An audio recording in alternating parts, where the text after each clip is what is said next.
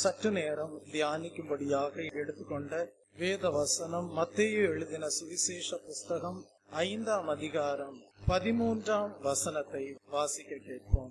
நீங்கள் பூமிக்கு உப்பாய் இருக்கிறீர்கள். உப்பானது சாரமற்று போனால் எதனால் சாரமாக்கப்படும்? வெளியே கொட்டப்படுவதற்கும் மனுஷரால் மிதிக்கப்படுவதற்குமே ஒழிய வேறொன்றுக்கும் உதவாது. ஜெபிப்போம். அன்பும் மகா கிருபையும் இரக்கமும் நிறைந்த பரலோக பிதாவே, இந்த ஓய்வு நாளின் காலை வேளையிலே தியானிக்கும்படியாக நீர் எங்களுக்கு கொடுத்த வசனத்திற்காக உமக்கு ஸ்தோத்திரம். இந்த வசனத்தின் மூலமாக நீர் வெளிப்படுத்துகிற சத்தியங்கள் உம்மை பின்பற்றுகிற தேவ ஜனங்களுக்கு ஆசீர்வாதமாக காணப்பட தேவன் தாமே அனுகிரகம் செய்தருளும். இயேசு கிறிஸ்துவின் இன்ப நாமத்தில் ஜெபிக்கிறேன் பரிசுத்தமுள்ள நல்ல பிதாவே, ஆமென். நீங்கள் பூமிக்கு உப்பாய் இருக்கிறீர்கள். உப்பானது சாரமற்று போனால் எதினால் சாரமாக்கப்படும்? வெளியே கொட்டப்படுவதற்கும் மனுஷரால் மிதிக்கப்படுவதற்குமே ஒழிய வேறொன்றுக்கும் உதவாது என்று இயேசு கிறிஸ்து தம்முடைய சீஷர்களை பார்த்து இந்த வார்த்தைகளை குறிப்பிடுவதை நாம் படிக்கிறோம். கர்த்தருடைய நாமத்திற்கு மகிமை உண்டாவதாக. கடந்த சில வாரங்களாக இந்த வசனத்தை நாம் தியானித்து வருகிறோம். இயேசு கிறிஸ்து தம்மை பின்பற்றி வந்த ஜனங்களை பார்த்து இப்படிப்பட்ட வார்த்தைகளை உரைத்தார். நீங்கள் பூமிக்கு உப்பாய் இருக்கிறீர்கள் என்று.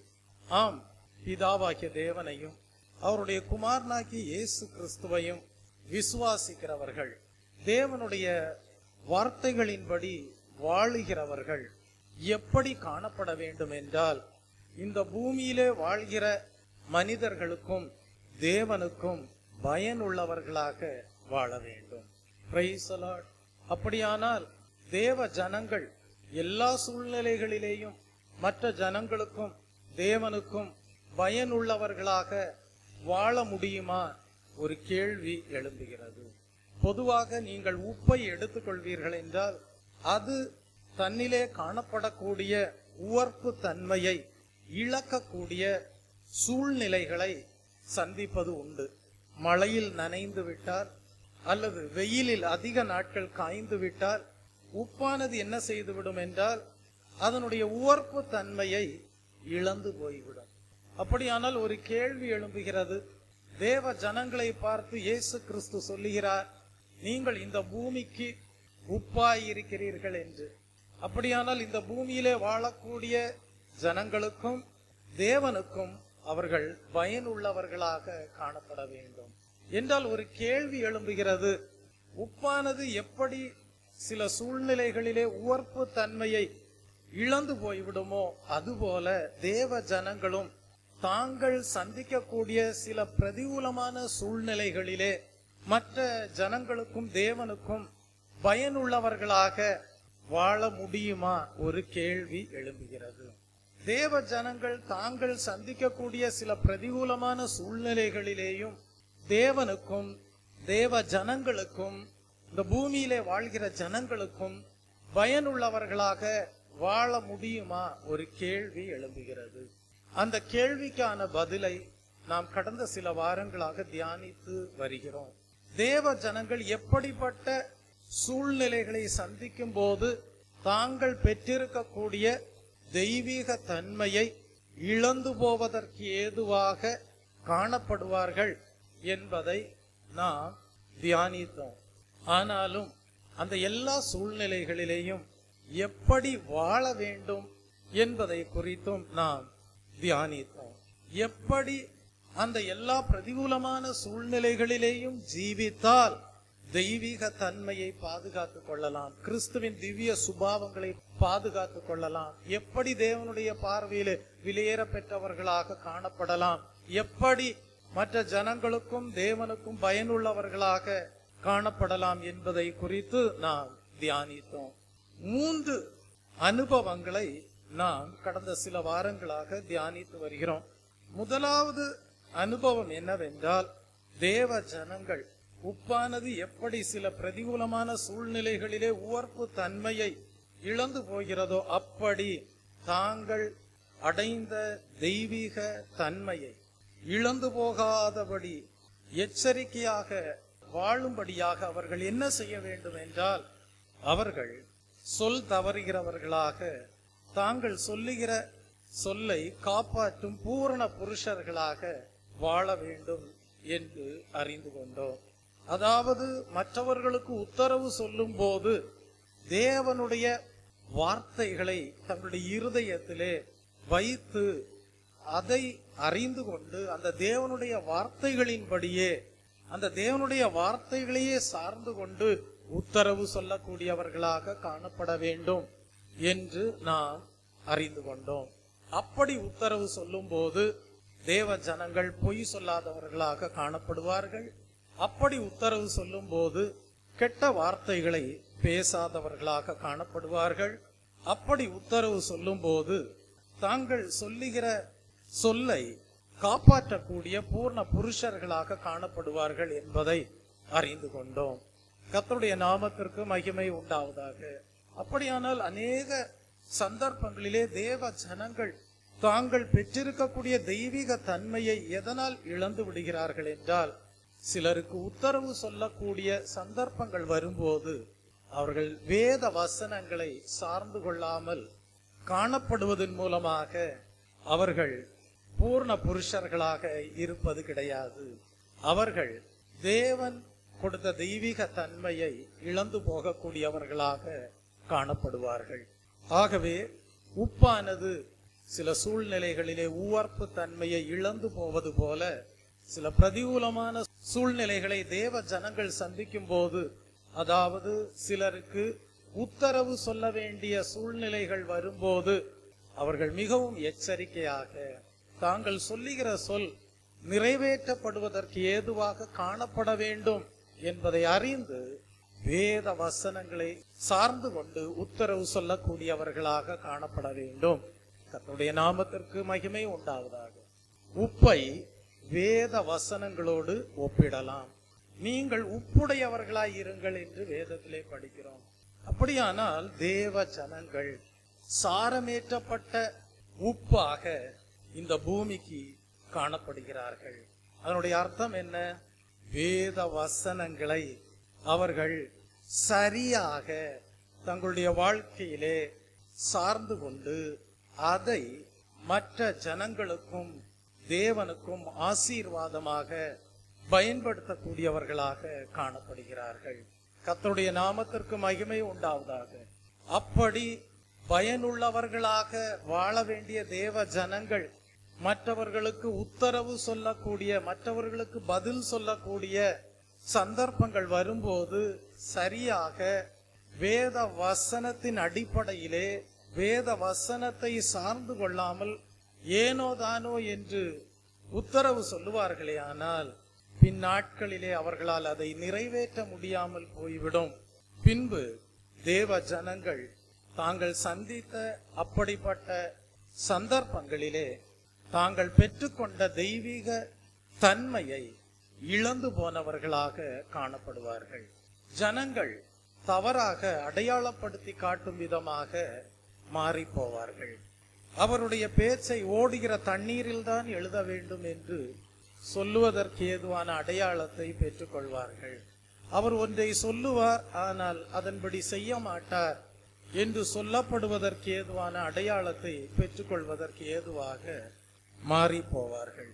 இதை நாம் முதலாவது அனுபவமாக தியானித்தோம். இரண்டாவதாக நாம் எப்படிப்பட்ட அனுபவத்தை சிந்தித்தோம் என்றால், தேவ ஜனங்கள் சகோதரத்துவ ஐக்கியம் உள்ளவர்களாக காணப்பட வேண்டும். தேவன் அருளின சமாதானத்தோடு வாழக்கூடியவர்களாக காணப்பட வேண்டும் என்று தியானித்தோம். அவர்கள் சண்டை போடுகிறவர்களாக காணப்படுவார்களே, ஆனால் சகோதரத்துவ ஐக்கியம் இல்லாதவர்களாக, சமாதானம் இல்லாதவர்களாக காணப்படுவார்களே, ஆனால் தெய்வ பிள்ளையே, உப்பானது எப்படி தன்னுடைய உவர்ப்பு தன்மையை சில சூழ்நிலைகளிலே இழந்து போவதற்கு ஏதுவாக காணப்படுகிறதோ, அப்படியேதான் தேவனுடைய ஜனங்களும் காணப்படுவார்கள் என்கிற இரண்டாவது அனுபவத்தை நாம் தியானித்தோம். மூன்றாவதாக நாம் தியானித்த அனுபவம் என்னவென்றால், தேவ ஜனங்கள் தங்களுடைய தனிப்பட்ட வாழ்க்கையில் பரிசுத்தத்தை இழந்து போகாதவர்களாக வாழ வேண்டும் என்பதை குறித்து சிந்தித்தோம். கடந்த வாரத்திலே நாம் அதை குறித்து தியானித்தோம். தெய்வ பிள்ளையே, அப்படியானால் கோபம் வரும்போது அவசரப்பட்டு மோசமான வார்த்தைகளை பேசக்கூடாது, யோசிக்காமல் பேசக்கூடாது, சிந்திக்காமல் பேசக்கூடாது, ஜெபிக்காமல் சில காரியங்களை செய்யக்கூடாது. எல்லாவற்றையும் ஜெபத்தினாலே நிறைவேற்றக்கூடியவர்களாக காணப்பட வேண்டும். தேவ ஜனங்கள் தங்களிலே காணப்படுகிற பரிசுத்தத்தையும் விழிப்புடன் இருந்து பாதுகாத்துக் கொள்ளக்கூடியவர்களாக காணப்பட வேண்டும். ஜெப வாழ்க்கை என்பது விழிப்புள்ள வாழ்க்கையாக காணப்படுகிறது. ஆகவேதான் கர்த்தர் சொன்னார், விழித்திருந்து ஜெபம் பண்ணுங்கள் என்று. அதனுடைய அர்த்தம் என்ன? நாம் நித்திரை செய்ய வேண்டிய நேரத்தில் இளைப்பாறக்கூடாது என்பதல்ல அதனுடைய அர்த்தம். நம்முடைய இருதயமானது எப்பொழுதும் ஜெப மனோபான்மையோடு காணப்பட வேண்டும். ஆம் தெய்வ பிள்ளை, அப்படி காணப்படும் போது ஒரு நாளும் பாவம் உங்களை மேற்கொள்ளாது. நீங்கள் எல்லா சூழ்நிலைகளிலேயும் அந்த ஜெப மனோபான்மையோடு ஆவியிலே அனலுள்ளவர்களாக காணப்படுவதன் மூலமாக நீங்கள் பெற்றுக்கொண்ட பரிசுத்த ஜீவியத்தை பாதுகாத்துக் கொள்ளக்கூடியவர்களாக காணப்படுவீர்கள். உப்பானது எப்படி சில சூழ்நிலைகளை சந்திக்கும் போது உவர்ப்பு தன்மையை இழந்து போகிறதோ, அப்படி நீங்கள் அடைந்த பரிசுத்த ஜீவியத்தை இழந்து போகாதபடி வாழக்கூடியவர்களாய் இருப்பீர்கள். இப்படிப்பட்ட 3 அனுபவங்களை நாம் கடந்த வாரங்களிலே சிந்தித்தோம். கடந்த வாரத்திலே நாம் இன்னொரு சத்தியத்தையும் கூட இந்த பரிசுத்த வாழ்க்கையை அடிப்படையாக வைத்து சிந்தித்தோம். அது என்னவென்றால், நாம் இந்த பூமிக்குரியவர்களாக மாத்திரம் வாழக்கூடாது, நாம் பரலோகத்தை சுதந்தரிக்கக்கூடிய ஜீவியம் செய்ய வேண்டும். அதுதான் மெய்யான பரிசுத்த வாழ்க்கையாக காணப்படுகிறது என்பதை அறிந்து கொண்டோம். Price the Lord. நாம் ஒரு சத்தியத்தை தியானித்தோம். ஒரு குழந்தை பிறக்கிறது என்றால் அந்த குழந்தையுடைய வாழ்க்கையிலே காணப்படக்கூடிய தன்மை எப்படிப்பட்டதாய் இருக்கிறது என்றால் பாவத்தின் தன்மையோடுதான் காணப்படுகிறது. ஆகவே ஒரு குழந்தையை நாம் என்ன செய்ய வேண்டும் என்றால், அது வளர்ந்து வரக்கூடிய நாட்களிலே தேவனுடைய நீதியை அடையும்படியாக பயிற்சி கொடுக்க வேண்டும். அப்பொழுதுதான் அந்த குழந்தை சரீரத்திலே வளரும் போது அதற்குள்ளாக இருக்கக்கூடிய ஆவிக்குரிய மனிதனும் ஆத்ம மனிதனும் அல்லது உள்ளான மனிதன் எப்படி காணப்படுவான் என்றால், தேவனுடைய நீதியின்படி பயிற்சி எடுத்துக்கொண்டவனாக, பலமுள்ளவனாக, பரிசுத்தமுள்ள தன்மையை அடைந்தவனாக, எங்களுடைய நீதியெல்லாம் அழுக்கான கந்தை என்று சொல்லப்படுகிற அனுபவங்களை எல்லாம் ஒழித்து போட்டவனாக, தெய்வ பிள்ளையே, உள்ளான மனிதன் புதிதாக்கப்பட்டவனாக, புது சிருஷ்டியாக உருவாக்கப்பட்டவனாக காணப்படுவதற்கு ஏதுவாய் இருக்கும். கர்த்தருடைய நாமத்திற்கு மகிமை உண்டாவதாக. ஆகவேதான் நாம் சொல்லுகிறோம், ரட்சிப்பு கர்த்தருடையது என்று. அப்படியானால் ஒரு குழந்தை வளர்ந்து வரும்போது, அது சரியான ஒரு வாலிப வயதை அடையும் போது பாவத்தின் தன்மை எப்படி கிரியை செய்கிறது என்பதை அறிந்து கொள்ளக்கூடிய வயதாக காணப்படும். ஆனால் சரியாக அந்த குழந்தையை சிறு வயதிலிருந்தே வேத வசனத்தின்படி வாழும்படியாக பயிற்சி கொடுத்து வரும்போது நடக்கக்கூடிய காரியம் என்னவென்றால், அந்த வாலிப பிராயத்திலே உன் சிருஷ்டிகரை நினை என்று எழுதப்பட்டிருக்கிறது. வாலிபனே, உன் வாலிப பிராயத்தில் சிருஷ்டிகரை நினை என்று எழுதப்பட்டிருக்கிறது. அந்த நினைவுகளுக்குள்ளாக வழிநடத்தப்பட்ட பாக்கியத்தை அடைந்த ஆத்துமாவாக காணப்படுவதற்கு ஏதுவாய் இருக்கும். தெய்வ பிள்ளையே, அந்த ஆத்துமா முன்னோர்களுடைய பாவத்தையும் சாபங்களையும் அறிக்கை செய்து அந்த ஜென்ம பாவங்களில் இருந்தெல்லாம் விடுதலை பெற்றுக் கொள்வதற்கு ஏதுவான சுத்திகரிப்பை இயேசு கிறிஸ்துவின் இரத்தத்தின் மூலமாக அடையக்கூடியதாய் இருக்கும். பின்பு காத்திருந்து பரிசுத்தாவின் அபிஷேகத்தையும் பெற்றுக்கொள்வதற்கு ஏதுவான ஆசீர்வதிக்கப்பட்ட ஆத்துமாவாக காணப்படும். கர்த்தருடைய நாமத்திற்கு மகிமை உண்டாவதாக. இப்படி அடைகிற பரிசுத்த வாழ்க்கையை பாதுகாத்து கொள்ளக்கூடிய விழிப்புள்ள ஜப ஜீவியமுடையதாகவும் ஆவியிலே அனலுள்ள வாழ்க்கை வாழக்கூடியதாகவும் ஆத்துமா காணப்படும். கர்த்தருடைய நாமத்திற்கு மகிமை உண்டாவதாக. இதைதான் மூன்றாவது அனுபவமாக நாம் தியானித்தோம். தனிப்பட்ட வாழ்க்கையிலே பரிசுத்த ஜீவியத்தை இழந்து போய்விடக்கூடாது. பூமிக்குரியவர்களாகவே வாழ்ந்து விட்டு சென்று விடக்கூடாது. பரலோக ராஜ்யத்தை அடைவோம் என்கிற நிச்சயத்தோடு வாழ வேண்டும் என்கிற சத்தியத்தை நாம் தியானித்தோம். அதற்கு திருஷ்டாந்தமாக எசேக்கியேல் தீர்க்கதரிசியின் புஸ்தகத்திலிருந்தும் எழுத்தின்படியான ஒரு வசனத்தை தேவாவியானவர் சுட்டி காட்டினார். தெய்வ பிள்ளையே, எருசலேமை ஒரு பிறந்த குழந்தையாக அதை ஒரு அஸ்திவாரமாக வைத்து கானான் தேசமே உன்னுடைய பிறப்பிடமாக காணப்படுகிறது, அதுவே உன்னை உற்பவித்த இடமாக காணப்படுகிறது என்கிற வசனத்தை நாம் படித்து அறிந்து கொண்டோம். அந்த வசனத்தின் மூலமாக நமக்கு வெளிப்படுத்தப்பட்ட சத்தியம் என்ன? தெய்வ ஜனமே, நாம் இந்த பூமிக்குரியவர்களாக மாத்திரம் வாழ்ந்தால் போதாது. ஆகவேதான் வேத வசனம் நமக்கு எடுத்துரைக்கிறது, பூமிக்குரியவைகளை அல்ல மேலானவைகளையே நாடுங்கள் என்று. அப்படியானால் மேலானவைகள் பரலோக ராஜ்யத்திற்குரியவைகள். அவைகளை நாட வேண்டும், தேவனுடைய நீதியை அடைய வேண்டும், பரிசுத்தவான்களாக மாற வேண்டும், தேவன் கொடுத்த பரிசுத்த வாழ்க்கையை பாதுகாத்து கொள்ள வேண்டும். Price the Lord. தெய்வ பிள்ளையே, உப்பானது சில சூழ்நிலைகளிலே உவர்ப்பு தன்மை இழந்து போவது போல பரிசுத்த ஜீவியத்தை இழந்து போகாமல் வாழ வேண்டும்.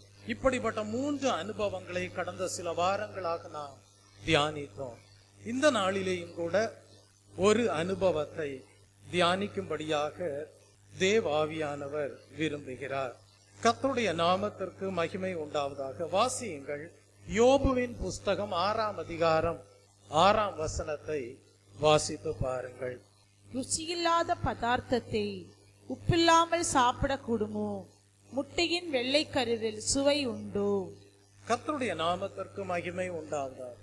அங்கே ஒரு அனுபவத்தை குறித்து எழுதப்பட்டிருக்கிறது. ருசியில்லாத பதார்த்தத்தை உப்பில்லாமல் சாப்பிடக்கூடுமோ? முட்டையின் வெள்ளை கருவில் சுவையுண்டோ என்று ஒரு கேள்வி எழுப்பப்பட்டிருக்கிறது. கர்த்தருடைய நாமத்திற்கு மகிமை உண்டாவதாக. தெய்வ பிள்ளையே, இந்த வசனத்தின் மூலமாக தேவன் நமக்கு விளங்க வைக்கக்கூடிய சத்தியம் என்னவென்றால், தெய்வ பிள்ளையே, சில சூழ்நிலைகள் தேவ ஜனங்களுக்கு வரும். அந்த சூழ்நிலைகள் எப்படிப்பட்டதென்றால், துயரப்படக்கூடிய, துன்பங்களை சந்திக்கக்கூடிய சூழ்நிலைகளாக காணப்படும். தெய்வ பிள்ளையே, அப்படிப்பட்ட சூழ்நிலைகளை சந்திக்கும் போது தேவ ஜனங்களுக்கு தேவன் ஒரு அறிவுரை கொடுக்கிறார். அந்த அறிவுரை என்னவென்றால், தேவ ஜனங்களே, நீங்கள் கர்த்தரிடத்திலிருந்து பெற்றுக்கொண்ட சந்தோஷத்தை அப்படிப்பட்ட சூழ்நிலைகளிலே இழந்து போகாதிருங்கள் என்று தேவன் தம்முடைய ஜனங்களுக்கு அறிவுரை கொடுக்கிறார். தேவ ஜனங்கள் சில சூழ்நிலைகளை சந்திக்கிறார்கள், துன்பங்களை, துயரங்களை அடையக்கூடிய சந்தர்ப்பங்கள், நேரங்கள். அப்படிப்பட்ட நேரங்களிலே நீங்கள் தேவன் அருளின மகிழ்ச்சியை, தேவன் அருளின சந்தோஷத்தை இழந்து போகாதிருங்கள் என்கிற அறிவுரையை தேவன் தம்முடைய ஜனங்களுக்கு இந்த வசனத்தின் மூலமாக அருளி செய்கிறார். தேவ ஜனங்கள் தாங்கள் துயரங்களையும் துன்பங்களையும் சந்திக்கும் போது, பாடுகளையும் உபத்திரவங்களையும் சந்திக்கும் போது, அப்படிப்பட்ட சூழ்நிலைகளிலே கர்த்தருக்குள் மகிழ்ச்சியாய் இருக்கக்கூடிய அனுபவத்தை இழந்து போவார்களே. ஆனால் உப்பானது எப்படி சில சூழ்நிலைகளிலே தனது உவர்ப்பு தன்மையை இழந்து போகுமோ, அப்படிதான் அவர்களுடைய வாழ்க்கையும் மாறிவிடும் என்பதை இந்த வசனத்தின் மூலமாக தேவன் எடுத்துரைக்கிறார். கர்த்தருடைய நாமத்திற்கு மகிமை உண்டாவதாக. யோபுவினுடைய வாழ்க்கையிலே தேவன் என்ன செய்தார் என்றால், சாத்தானுக்கு உத்தரவு கொடுத்தார், நீ யோபுவை சோதித்து பார்க்கலாம் என்று. தெய்வ பிள்ளையே, யோபுக்கு வந்த துன்பங்கள் அநேகம், யோபு சந்தித்த கஷ்டங்கள் அநேகம், யோபு சந்தித்த உபத்திரவங்கள் சொல்லி முடியாதவைகள், வார்த்தைகளினால் விவரிக்க முடியாத கஷ்டங்கள் யோபுனுடைய வாழ்க்கையிலே உண்டானது. நண்பர்கள் எல்லாரும் கடந்து வருகிறார்கள் யோபுவினிடத்தில். அவர்கள் பல காரியங்களை யோபுவினிடத்தில் பேசுகிறார்கள். ஆனால் அந்த வார்த்தைகள் எல்லாம் தேவனுடைய வார்த்தைகளாக காணப்படவில்லை.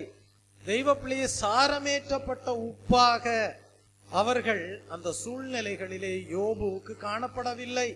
யோபுனுடைய நண்பர்கள், நீங்கள் பூமிக்கு உப்பாய் இருக்கிறீர்கள் என்று இயேசு கிறிஸ்து உரைத்தாரே, யோபுனுடைய நண்பர்கள் யோபுவுக்கு அப்படி உப்பாக காணப்படவில்லை. சாரமேற்ற உப்பாக யோபுனுடைய நண்பர்களுடைய வாழ்க்கை காணப்படவில்லை. அவர்கள் பேசின காரியங்கள் எல்லாம் தெய்வ பிள்ளையே, துயரமான போஜனம் எப்படி காணப்படுமோ, துன்பத்தின் அப்பம் எப்படி காணப்படுமோ, அப்படிதான் யோபுனுடைய நண்பர்கள் பேசின வார்த்தைகள் எல்லாம் யோபுவுக்கு காணப்பட்டது. ஆகவேதான் யோபு சொல்லுகிறார், ருசியில்லாத பதார்த்தத்தை உப்பில்லாமல் சாப்பிடக்கூடுமோ என்று எடுத்துரைக்கிறார். அதனுடைய அர்த்தம் என்ன? நண்பர்களே, நீங்கள் பேசுகிற அநேக காரியங்களிலே தேவனுடைய வார்த்தைகள் ஒன்றும் இல்லையே. என்னுடைய துயரங்களோ, நான் சந்திக்கக்கூடிய உபத்திரவங்களோ வார்த்தைகளினாலே எடுத்துரைக்க முடியாதவைகள்.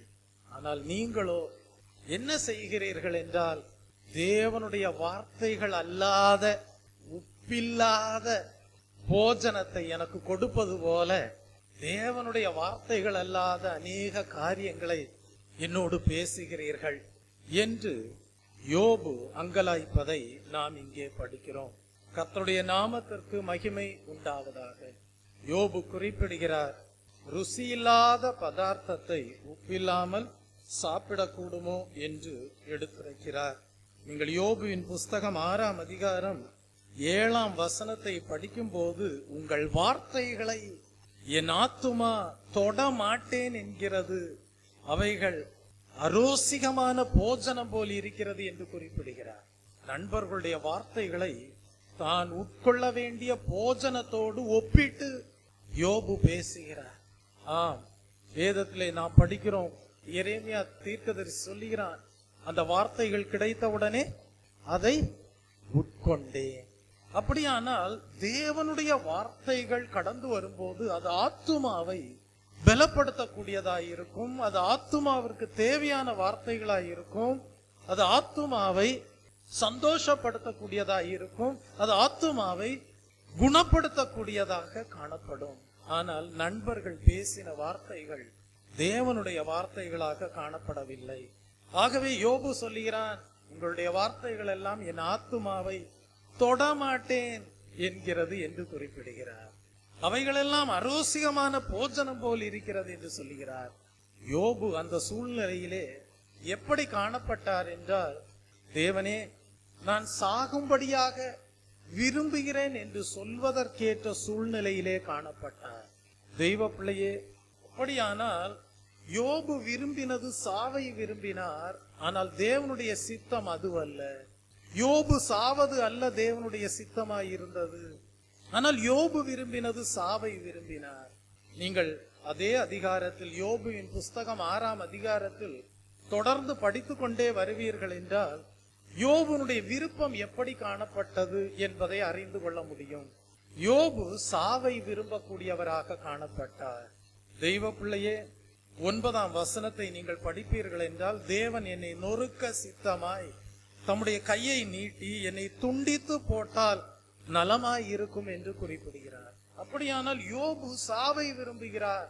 அவ்வளவு கஷ்டங்கள், அவ்வளவு பாடுகள், அவ்வளவு உபத்திரவங்கள், அவ்வளவு வேதனைகள், அவ்வளவு நஷ்டங்கள். ஆனால் தேவனுடைய சித்தம் அதுவல்ல. தேவன் யோபு சாவதை விரும்பவில்லை. யோபு தான் சாக வேண்டும் என்று விரும்பினது தேவனுடைய சித்தமாக காணப்படவில்லை. தெய்வ ஜனமே, இன்றைக்கு உங்களுடைய வாழ்க்கை எப்படி காணப்படுகிறது? நீங்கள் பலவிதமான துயரங்களையும் துன்பங்களையும் உபத்திரவங்களையும் கஷ்டங்களையும் சந்திக்கக்கூடிய சமயத்துக்குள்ளாக, வேதனையான சூழ்நிலைகளுக்குள்ளாக கடந்து சென்று கொண்டிருக்கலாம். ஆனால் உங்களுடைய வாழ்க்கை எப்படி காணப்படுகிறது? தேவனுடைய விருப்பம் நிறைவேறும்படியாக உங்களுடைய விருப்பம் காணப்படுகிறதா? தேவனுடைய மனம் உங்கள் வாழ்க்கையை குறித்து எப்படி காணப்படுகிறதோ அதன்படி உங்களுடைய விருப்பம் காணப்படுகிறதா? நீங்கள் தேவனுடைய சித்தம் நிறைவேறும்படியான விருப்பத்தோடு ஜீவிக்கிறீர்களா? தெய்வ பிள்ளையை சற்று ஆராய்ந்து பாருங்கள். தேவனுடைய வார்த்தைகளை சார்ந்து கொண்டு ஜீவிக்கிறவர்களாய் இருக்கிறீர்களா?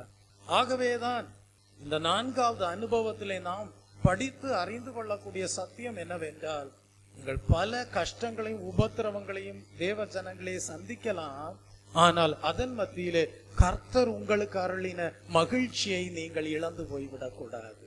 கர்த்தர் அருளின மகிழ்ச்சியை நீங்கள் இழந்து போவீர்களானால், உப்பானது எப்படி சில சூழ்நிலைகளிலே உவர்ப்பு தன்மையை இழந்து போகுமோ அப்படியேதான் உங்களுடைய வாழ்க்கையும் மாறிவிடும். ஆகவேதான் தேவ ஜனங்கள் ஒருவரோடு ஒருவர் பேசும்போது தேவனுடைய வார்த்தைகளை பேச வேண்டும்.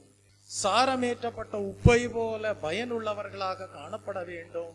மற்றவர்களிடம் பேசும்போதும் தேவனுடைய வசனங்களை மனதிலே வைத்து அதை சிந்தித்து பேச வேண்டும்.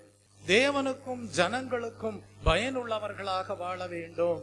கர்த்தருடைய நாமத்திற்கு மகிமை உண்டாவதாக. தெய்வ பிள்ளையே, அநேகருடைய வாழ்க்கை எப்படி காணப்படுகிறது தெரியுமா?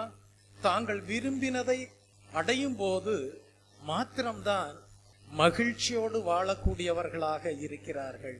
ஆனால் தெய்வ பிள்ளையே, நீங்கள் விரும்பினதை பெறுவது உங்களுக்கு வெற்றியாக காணப்படலாம். ஆனால் நீங்கள் பெற்றதை விரும்புவது மகிழ்ச்சியாக உங்களுக்கு காணப்பட வேண்டும்.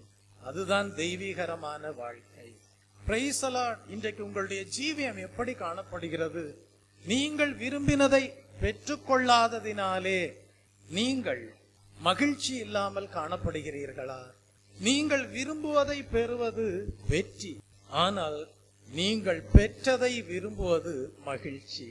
தேவ ஜனங்களுடைய வாழ்க்கை எப்படி காணப்பட வேண்டும் என்றால், தேவன் உங்களுக்கு கொடுத்ததில் நீங்கள் அதை விரும்பி மகிழ்ச்சியோடு வாழ வேண்டியவர்களாக காணப்படுகிறீர்கள்.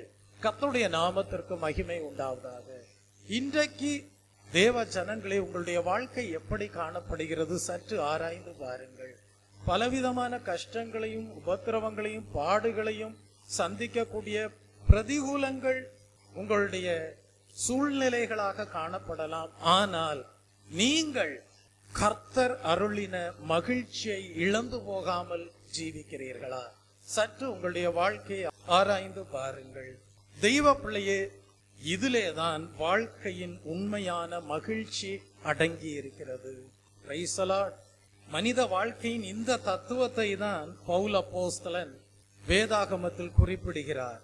நான் தாழ்ந்திருக்கவும், திருப்தியாயிருக்கவும், பட்டினியாக இருக்கவும், பரிபூர்ணம் அடையவும், குறைவுபடவும் நான் கற்றுக்கொண்டேன் என்று எழுதுகிறார். வாசியுங்கள். பிலிப்பியருக்கு எழுதின புஸ்தகம் 4ஆம் அதிகாரம் 12ஆம் வசனத்தை படித்து பாருங்கள். சூழ்நிலைகள் வருகிறது, பட்டினியாய் இருக்கக்கூடிய சூழ்நிலைகளும் வருகிறது. சூழ்நிலைகள் வருகிறது, பரிபூர்ணம் அடைந்திருக்கக்கூடிய சூழ்நிலைகளும் வருகிறது. சூழ்நிலைகள் வருகிறது, குறைவுபடக்கூடிய சூழ்நிலைகளும் வருகிறது. சூழ்நிலைகள் வருகிறது, தாழ்ந்திருக்கக்கூடிய சூழ்நிலைகளும் வருகிறது. சூழ்நிலைகள் வருகிறது, திருப்தியாய் இருக்கக்கூடிய சூழ்நிலைகளும் வருகிறது. இந்த எல்லா சூழ்நிலைகளிலேயும், உயர்விலும் தாழ்விலும், பரிபூர்ணத்திலும் குறைவிலும், தெய்வ ஜனமே, உங்களுடைய வாழ்க்கை எப்படி காணப்படுகிறது? நீங்கள் விரும்பினதை பெறும்போது அது வெற்றியாக காணப்படுகிறதே, அப்படிப்பட்ட சூழ்நிலைகளிலே மாத்திரம் நீங்கள் சந்தோஷம் உள்ளவர்களாக காணப்படுகிறீர்களா? அல்லது நீங்கள் பெற்றதை விரும்பி மகிழ்ச்சியோடு வாழக்கூடிய தெய்வீக தன்மையோடு ஜீவிக்கிறீர்களா? சற்று ஆராய்ந்து பாருங்கள். கர்த்தருடைய நாமத்திற்கு மகிமை உண்டாவதாக. அதைதான் பவுல் அப்போஸ்தலன் வாழ்க்கையின் தத்துவமாக குறிப்பிடுகிறார். என்னை பலப்படுத்துகிற கிறிஸ்துவினாலே எல்லாவற்றையும் செய்ய எனக்கு பலன் உண்டு என்று பவுல் அப்போஸ்தலன் எழுதுகிறார் என்றால், அப்படிப்பட்ட மகிழ்ச்சி நிறைந்த வாழ்க்கையின் ரகசியத்தை வெளிப்படுத்தி காட்டுகிறார். தெய்வ பிள்ளையே, இயேசு கிறிஸ்து என்கிற ஒரு வல்லமை, இயேசு கிறிஸ்து என்கிற சக்தி தேவ ஜனங்களே உங்களுக்குள்ளாக வாசமாயிருப்பதை நீங்கள் அறிய வேண்டும், உணர வேண்டும், விசுவாச அறிக்கை செய்ய வேண்டும். என்னை பலப்படுத்துகிற கிறிஸ்துவினாலே எல்லாவற்றையும் என்று சொல்லும் போது தேவனுக்கு பிரியமான காரியங்களை, தேவனுக்கு சித்தமான காரியங்களை, தேவன் எதை தகுதியாக நினைக்கிறாரோ அவைகளை செய்ய எனக்கு பலன் உண்டு என்று விசுவாச அறிக்கை செய்ய வேண்டும்.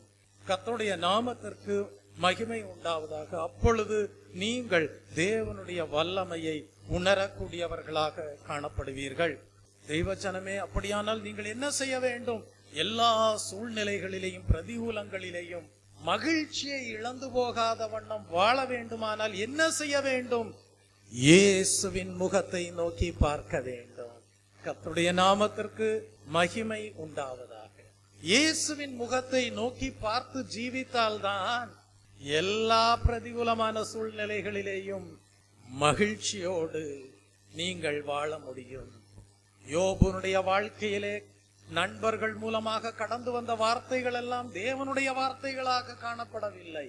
தேவனுடைய சுபாவங்களை உணரக்கூடிய வார்த்தைகளாக காணப்படவில்லை. ஆகவேதான் யோபு குறிப்பிடுகிறார், உங்களுடைய வார்த்தைகள் எல்லாம் ருசியில்லாத பதார்த்தம் போல காணப்படுகிறது, உப்பில்லாத பதார்த்தத்தை போல காணப்படுகிறது என்று குறிப்பிடுகிறார். தெய்வ ஜனமே, இந்த ஓய்வு நாளின் காலை வேளையிலே எல்லா பிரதிகூலமான சூழ்நிலைகளிலேயும் நீங்கள் என்ன செய்து விடக்கூடாது என்றால், தேவன் அருளின மகிழ்ச்சியை இழந்து விடக்கூடாது, தேவன் அருளின சந்தோஷத்தை இழந்து விடக்கூடாது. அட்லாண்டிக் மகா சமுத்திரத்தின் நடுவில் ஒரு கப்பல் புயலில் சிக்கிக் கொண்டது. கப்பல் கவிழக்கூடிய ஒரு அபாயம் உண்டானது. அப்படிப்பட்ட இக்கட்டான சூழ்நிலையிலே கப்பலில் பிரயாணம் செய்த ஒரு பிரயாணி என்ன செய்தார் என்றால், அந்த கப்பல் தலைவனின் அறைக்கு சென்று அந்த கப்பலை ஓட்டக்கூடிய மாலுமியின் முகத்தை நோக்கி பார்த்தார். கப்பலை ஓட்டக்கூடிய மாலுமியின் முகத்தை நோக்கி பார்த்தபோது அந்த பிரயாணி அறிந்து கொண்டார், அந்த மாலுமியின் முகம் கலக்கம் இல்லாமல், பயம் இல்லாமல், திகில் இல்லாமல் காணப்பட்டது. உடனே அந்த பிரயாணி என்ன செய்தார் என்றால், மற்ற சக பிரயாணிகளிடம், மற்ற சக பிரயாணம் பண்ணக்கூடிய அனைவரிடத்திலும் வந்து என்ன சொன்னார் என்றால், நீங்கள் யாரும் பயப்பட வேண்டாம், நான் மாலுமியின், அதாவது கப்பல் தலைவனின் முகத்தை சற்று நேரத்திற்கு முன்பாக தான் நோக்கி பார்த்தேன், அவர் புன்முறுவலுடன் காணப்படுகிறார். இதை அறிவித்தவுடன் மற்ற பிரயாணம் செய்யக்கூடிய பயணிகள் முகத்திலேயும் என்ன வந்துவிட்டது என்றால், மகிழ்ச்சி வந்துவிட்டது. கர்த்தருடைய நாமத்திற்கு மகிமை உண்டாவதாக. தேவ ஜனங்களே, நீங்களும் விசுவாச பிரயாணத்திலே காணப்படுகிறீர்கள். நீங்களும் இயேசுவை நோக்கி வாழ வேண்டியவர்களாக காணப்படுகிறீர்கள். பலவிதமான பிரதிகூலமான கஷ்டங்கள், சூழ்நிலைகள், உபத்திரவங்கள், வேதனைகள், பாடுகள் தேவனுக்கு அறிந்து வந்திருக்கலாம் உங்களுடைய வாழ்க்கையிலே. ஆனால் ஒன்றை விளங்கி கொள்ள வேண்டும், நீங்கள் அந்த எல்லா சூழ்நிலைகளிலேயும் தேவன் அருளின மகிழ்ச்சியை இழந்து போகாத வண்ணம் ஜீவிக்க வேண்டுமானால் நீங்கள் இயேசுவின் முகத்தை நோக்கி பார்க்க வேண்டும். கர்த்தருடைய நாமத்திற்கு மகிமை உண்டாவதாக. தெய்வ பிள்ளையே, வேத வசனங்களை தியானிக்க வேண்டும். இயேசு கிறிஸ்து என்ன சொல்லுகிறார் என்பதை தியானிக்க வேண்டும் அந்த சூழ்நிலைகளிலே. அப்பொழுது உங்களுடைய வாழ்க்கை சாரமேற்றப்பட்ட உப்பாக காணப்படும். நீங்களும் பலப்படுத்தப்பட்டவர்களாக காணப்படுவீர்கள். நீங்கள் யாரையெல்லாம் அணுகுகிறீர்களோ அவர்களுக்கும் நீங்கள் ஆசீர்வாதமாக, பயனுள்ளவர்களாக காணப்படுவீர்கள். தேவனும் உங்கள் வாழ்க்கையை குறித்து சந்தோஷப்படக்கூடியவராக காணப்படுவார். கர்த்தருடைய நாமத்திற்கு மகிமை உண்டாவதாக. ஆகவேதான் வேதத்திலே படிக்கிறோம், அவர்கள் அவரை நோக்கி பார்த்து பிரகாசம் அடைந்தார்கள், அவர்கள் முகங்களோ வெட்கப்படவில்லை என்று படிக்கிறோம். சங்கீதக்காரன் இவ்விதமாக குறிப்பிடுகிறான், அவர்கள் அவரை நோக்கி பார்த்து பிரகாசம் அடைந்தார்கள், அவர்கள் முகங்களோ வெட்கப்படவில்லை என்று குறிப்பிடுகிறான். கர்த்தருடைய நாமத்திற்கு மகிமை உண்டாவதாக. அப்படியானால் தாவீதினுடைய வாழ்க்கையிலே எவ்வளவோ பிரதிகூலமான கஷ்டங்களும் உபத்திரவங்களும் பாடுகளும் வந்ததுண்டு.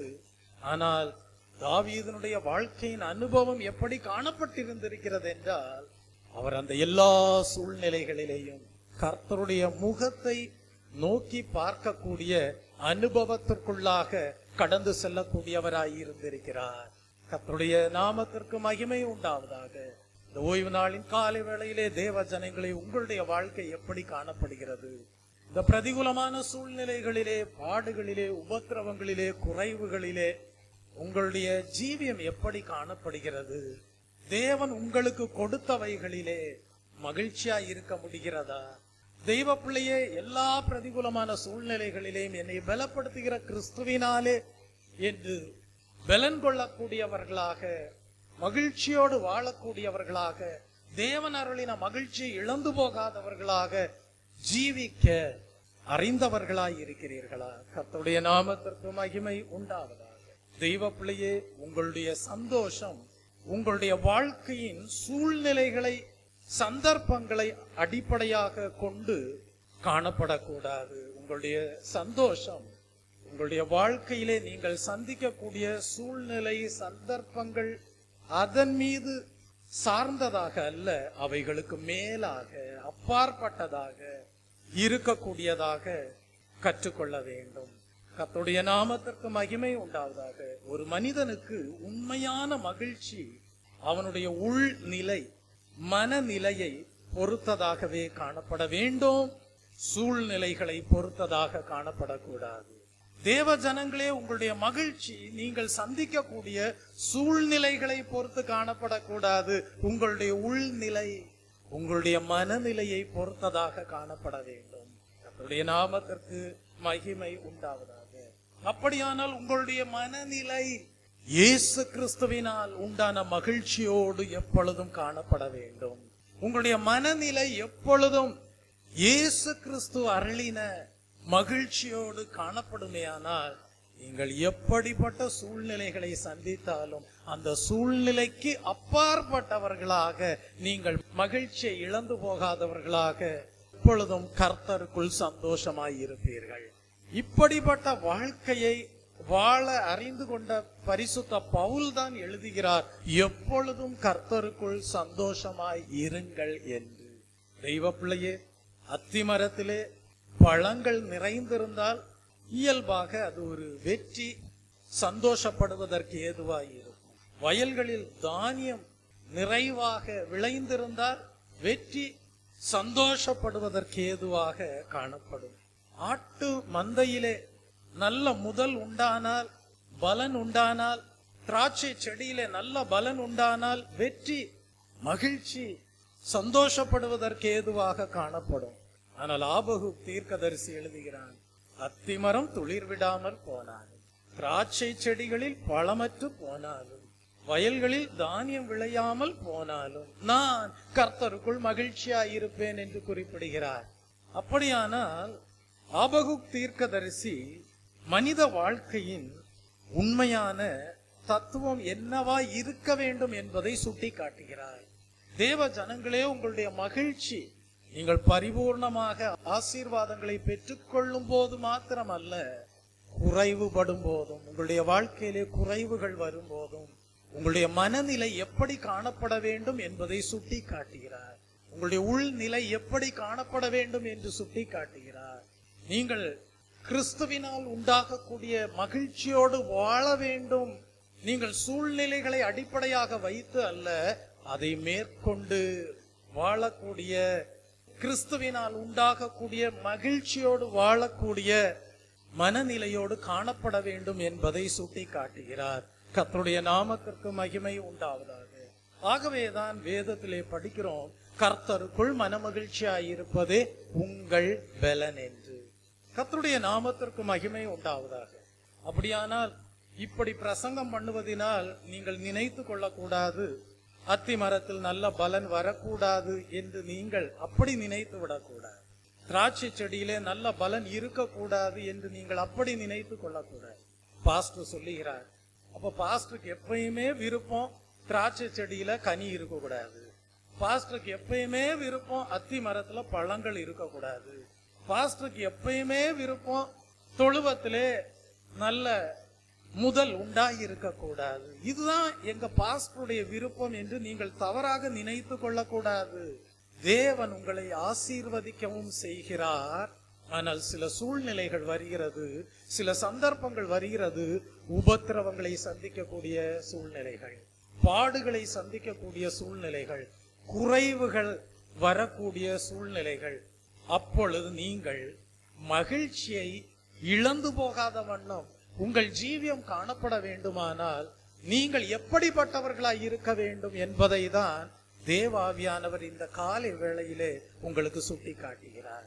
பரலோக பிதாவாகிய தேவன் மூலமாக, இயேசு கிறிஸ்துவின் மூலமாக அடைந்திருக்கக்கூடிய மகிழ்ச்சி உங்களுடைய ஆத்துமாவிற்கு பலனாக காணப்படுமையானால் நீங்கள் சந்திக்கக்கூடிய எல்லா பிரதிகூலமான சூழ்நிலைகளிலேயும் கர்த்தருக்குள் மகிழ்ச்சியாய் இருப்பீர்கள். உவர்ப்பு தன்மையை இழந்து போகக்கூடிய உப்பை போல உங்களுடைய வாழ்க்கை காணப்படாது. அந்த சூழ்நிலைகளிலேயும் உங்களுடைய வார்த்தைகள் எல்லாம் எப்படி காணப்படும் என்றால், ருசியுள்ள பதார்த்தத்தை போல, சாரமேற்றப்பட்ட உப்பை போல காணப்படும். கர்த்தருடைய நாமத்திற்கு மகிமை உண்டாவதாக. தெய்வ பிள்ளையே, அப்படியானால் நீங்கள் ஒரு சத்தியத்தை அறிந்து கொள்ள வேண்டும். தேவ ஜனங்கள் எப்படி இயேசு கிறிஸ்துவின் மூலமாக மகிழ்ச்சியை பெற்றுக் கொள்கிறார்கள் என்பதை முதலாவது அறிந்து கொள்ள வேண்டும். தேவ ஜனங்கள் இயேசு கிறிஸ்துவின் மூலமாக மகிழ்ச்சியை எப்படி பெற்றுக் கொள்கிறார்கள் என்பதை அறிந்து கொண்டால் எல்லா பிரதிகூலமான சூழ்நிலைகளிலேயும் அந்த மகிழ்ச்சியை இழந்து போகாமல் ஜீவிக்கக்கூடியவர்களாய் இருப்பார்கள். வாசித்து பாருங்கள். யோவானுக்கு எழுதின சுவிசேஷ புஸ்தகம் 15ஆம் அதிகாரம் 11ஆம் வசனத்தை வாசியுங்கள்.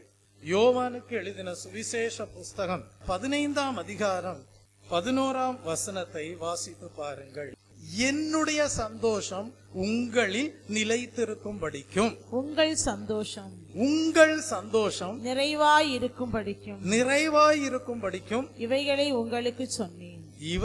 உங்களுக்கு சொன்னேன். இயேசு கிறிஸ்து சொல்லுகிறார், என்னுடைய சந்தோஷம் உங்களில் நிலைத்திருக்கும்படிக்கும் என்று எழுதுகிறார். அப்படியானால் இந்த சந்தோஷம், இயேசு கிறிஸ்துவினால் உண்டாகிற சந்தோஷம் உங்களுடைய வாழ்க்கையிலே இருக்கிறதா என்பதை ஆராய்ந்து பார்க்க வேண்டும். அந்த சந்தோஷம் இருக்குமானால் நீங்கள் சந்திக்கக்கூடிய எல்லா பிரதிகூலமான சூழ்நிலைகளிலேயும் மகிழ்ச்சியோடு வாழக்கூடியவர்களாய் இருப்பீர்கள். அல்லது சந்தோஷத்தை இழந்து போகாதவர்களாக ஜீவிக்கக்கூடியவர்களாக காணப்படுவீர்கள். கர்த்தருடைய நாமத்திற்கு மகிமை உண்டாவதாக. இயேசு கிறிஸ்து இங்கே குறிப்பிடுகிறார், என்னுடைய சந்தோஷம் உங்களிலே நிலைத்திருக்கும் படிக்கும் என்று. அப்படியானால் இயேசு கிறிஸ்துவினால் உண்டாகக்கூடிய சந்தோஷத்தை பெற்றுக்கொள்ள வேண்டும். பின்பு அது உங்களிலே நிலைத்திருக்க வேண்டும், அது நிறைவாய் இருக்க வேண்டும். பிரதிகூலமான சூழ்நிலைகள் வரலாம், பாடுகள் வரலாம், உபத்திரவங்கள் வரலாம், குறைவுகள் வரலாம். ஆனால் இயேசு கிறிஸ்துவுடைய சந்தோஷம் உங்களிலே நிலைத்திருக்க வேண்டும். அதுதான் கர்த்தருக்குள் எப்பொழுதும் சந்தோஷமாய் இருக்கக்கூடிய வாழ்க்கையின் அனுபவமாய் இருக்கிறது. மெய்யான தெய்வீக வாழ்க்கையின் அனுபவமாய் இருக்கிறது. கர்த்தருடைய நாமத்திற்கு மகிமை உண்டாவதாக. அப்படியானால் நான் 5 காரியங்களை உங்களுக்கு சுட்டி காட்ட விரும்புகிறேன். இயேசு கிறிஸ்துவின் மூலமாக சந்தோஷத்தை பெற்றுக்கொண்டவர்களுடைய வாழ்க்கை எப்படிப்பட்டதா இருக்கும் என்பதை 5 காரியங்கள் மூலமாக உங்களுக்கு சுட்டி காட்ட விரும்புகிறேன். வாசியுங்கள். முதலாவது 1 சாமுவேலின் புஸ்தகம் 2ஆம் அதிகாரம் 1ஆம் வசனத்தை வாசித்து பாருங்கள். 1 சாமுவேலின் புஸ்தகம் 2ஆம் அதிகாரம் 1ஆம் வசனம் வாசியுங்கள். அப்பொழுது அன்னாள் ஜெபம் பண்ணி, என் இருதயம் கர்த்தருக்குள் களி கூறுகிறது, என் கொம்பு கர்த்தருக்குள் உயர்ந்திருக்கிறது, என் பகைஞரின் மேல் என் வாய் திறந்திருக்கிறது, உம்முடைய ரட்சிப்பினாலே சந்தோஷப்படுகிறேன். உம்முடைய ரட்சிப்பினாலே சந்தோஷப்படுகிறேன். அப்படியானால் ரட்சிப்பு என்பது தேவன் அருளின ஆசீர்வாதமாக காணப்படுகிறது. ஆத்துமா தேவன் அருளின ரட்சிப்பை அடைந்ததாக காணப்படுமேயானால் அந்த ஆத்துமா பாவத்திலிருந்து விடுபட்டதாக, சாபங்களிலிருந்து விடுபட்டதாக, மீட்கப்பட்டதாக, தவறான காரியங்களிலிருந்தும் சிற்றின்பங்களிலிருந்தும் மீட்கப்பட்டதாக காணப்படும். ஆகவே இயேசு கிறிஸ்துவின் மூலமாக பெற்றுக்கொள்ளக்கூடிய ரட்சிப்பு அது சந்தோஷமாக காணப்படுகிறது. அந்த ரட்சிப்பு சந்தோஷத்தை கொண்டு வரக்கூடியதாக காணப்படுகிறது. கர்த்தருடைய நாமத்திற்கு மகிமை உண்டாவதாக. மெய்யாகவே இயேசு கிறிஸ்துவின் மூலமாக ரட்சிப்பை அடைந்திருப்பீர்களானால் நீங்கள் எல்லா பிரதிகூலமான சூழ்நிலைகளிலேயும் மகிழ்ச்சியை இழந்து போகாதவர்களாக காணப்படுவீர்கள். ஏனென்றால் ரட்சிப்பின் தேவனிலே களி கூறக்கூடியவர்களாய் இருப்பீர்கள். தெய்வ பிள்ளைய கர்த்தருக்குள் மகிழ்ச்சியாய் இருப்பதே பெலன் என்று சொல்லப்படக்கூடிய அனுபவத்திற்குள்ளாக காணப்படுவீர்கள். கர்த்தருடைய நாமத்திற்கு மகிமை உண்டாவதாக. மற்ற ஜனங்களுக்கெல்லாம் இந்த பூமிக்குரிய ஆசீர்வாதங்களிலே குறைவு உண்டானால், பூமிக்குரிய நன்மைகளிலே குறைவு உண்டானால், இன்னும் பாவம் செய்தால்தான் மகிழ்ச்சி என்கிற நிலையிலே அவர்களுடைய ஆத்துமா காணப்படும் போது, ஆனால் தேவ ஜனங்களுடைய சந்தோஷம் மெய்யான தெய்வீக மகிழ்ச்சி நிறைந்ததாக காணப்படும். கர்த்தருடைய நாமத்திற்கு மகிமை உண்டாவதாக. மற்ற ஜனங்களுடைய வாழ்க்கையெல்லாம் தற்காலிகமான காரியங்கள் மேல், நிலையில்லாத காரியங்கள் மேல் பற்றுள்ளதாக காணப்படுகிறது என்றால், அதிலேதான் மகிழ்ச்சி அடையக்கூடியதாக காணப்படுகிறது என்றால், உங்களுடைய வாழ்க்கையோ எந்நாளும் மாறாத ரட்சிப்பின் சந்தோஷத்திற்குள்ளாக மகிழ்ச்சி அடையக்கூடியதாக காணப்படும். ஆகவேதான் இந்த ரட்சிப்பின் சந்தோஷத்தை அடைந்தவர்கள் தாங்கள் சந்திக்கக்கூடிய சூழ்நிலைகளை அடிப்படையாக வைத்து மகிழ்ச்சியோடு வாழ்கிறவர்கள் அல்ல. அவர்கள் அதற்கு மேலாக தாங்கள் பெற்ற உள்நிலையிலே, அவர்கள் பெற்ற ரட்சிப்பின் அடிப்படையிலேயே அவர்களுடைய சந்தோஷம் காணப்படக்கூடியதாய் இருக்கும். அதுதான் மெய்யான ரட்சிப்படைந்தவர்களுடைய மனநிலை. கர்த்தருடைய நாமத்திற்கு மகிமை உண்டாவதாக. அப்படியானால் பாவ மன்னிப்பின் நிச்சயத்தை பெற்றுக்கொண்டு பாவ சாபங்களிலிருந்து விடுதலையாகி மீட்கப்பட்டவர்கள் ரட்சிப்பின் சந்தோஷத்தினால், இயேசு கிறிஸ்துவினால் பெற்றுக்கொண்ட சந்தோஷத்தினால் ஜீவிக்கக்கூடியவர்களாய் இருப்பார்கள். இரண்டாவதாக, அப்போஸ்தலர் எழுதின நடபடிகளின் புஸ்தகம் 8ஆம் அதிகாரம் 39ஆம் வசனத்தை ஒருவர் வாசியுங்கள். அவர்கள் தண்ணீரிலிருந்து கரையேறின போது கர்த்தருடைய ஆவியானவர் பிலிப்பை கொண்டு போய் விட்டார். மந்திரி அப்புறம் அவனை காணாமல் சந்தோஷத்தோடே தன் வழியே போனான். இங்கே யாரை குறித்து படிக்கிறோம் என்றால், எத்தியோப்பியா மந்திரியை குறித்து நாம் படிக்கிறோம். எத்தியோப்பியா மந்திரி எருசலேமை நோக்கி கடந்து வந்திருக்கிறான்.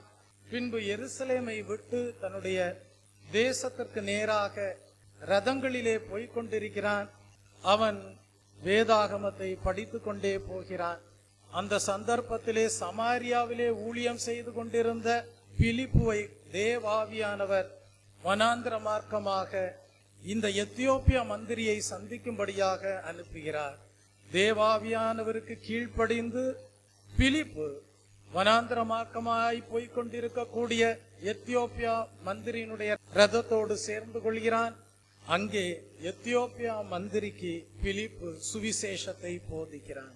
சுவிசேஷத்தை கேட்ட எத்தியோப்பியா மந்திரி கேட்கிறார், தண்ணீர் இருக்கிறதே, நான் ஞான ஸ்நானம் பெற்றுக்கொள்வதற்கு ஏதேனும் தடை உண்டா என்று. பிலிப்பு சொல்லுகிறார், தடை ஒன்றும் இல்லை என்று. இருவரும் தண்ணீருக்குள்ளாக இறங்குகிறார்கள். எத்தியோப்பியா மந்திரி ஞான ஸ்நானத்தை பிலிப்புவின் மூலமாக பெற்றுக் கொள்கிறார்.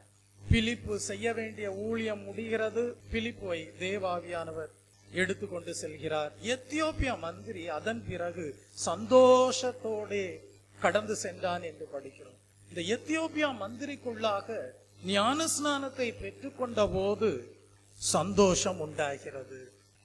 ஏன் ஞான ஸ்நானத்தை பெற்றுக்கொள்ளும் போது சந்தோஷம் உண்டாகிறது தெரியுமா?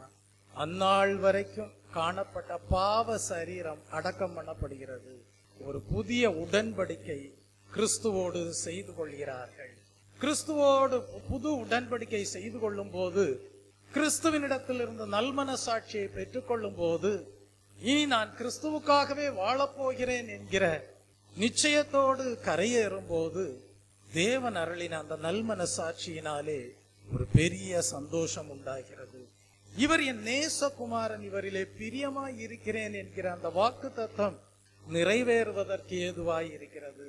இந்த எத்தியோப்பியா மந்திரி சந்தோஷத்தோடு தன்னுடைய தேசத்திற்கு கடந்து செல்கிறார்.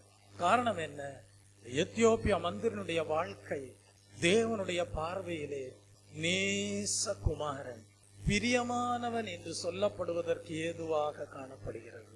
இந்த நேசகுமாரன், பிரியமானவன் என்று தேவன் அழைக்கும்படியாக தான் இந்த ஞானஸ்நான சத்தியத்தை ஒவ்வொருவரும் எடுத்துக்கொள்ள வேண்டும் என்பதற்கு மாதிரியாக இயேசு கிறிஸ்துவே பாவம் இல்லாதவரே, அது தேவனுடைய ஆலோசனையாய் இருக்கிறது என்பதை சுட்டிக்காட்டும்படியாக யோவான் ஸ்நானகனிடத்தில் வந்து ஞான ஸ்நானத்தை பெற்றுக்கொண்டார்.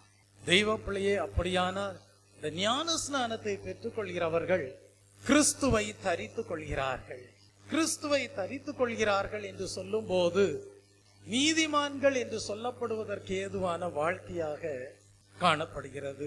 ஆகவே யாருக்கு மெய்யான கிறிஸ்துவின் சந்தோஷம் உண்டாயிருக்கும் என்றால் நீதிமான்களுக்கு உண்டாயிருக்கும். தேவனுடைய நீதியிலே வளர்கிறவர்களுக்கு கிறிஸ்துவினால் உண்டான சந்தோஷம் உண்டாயிருக்கும். கர்த்தருடைய நாமத்திற்கு மகிமை உண்டாவதாக.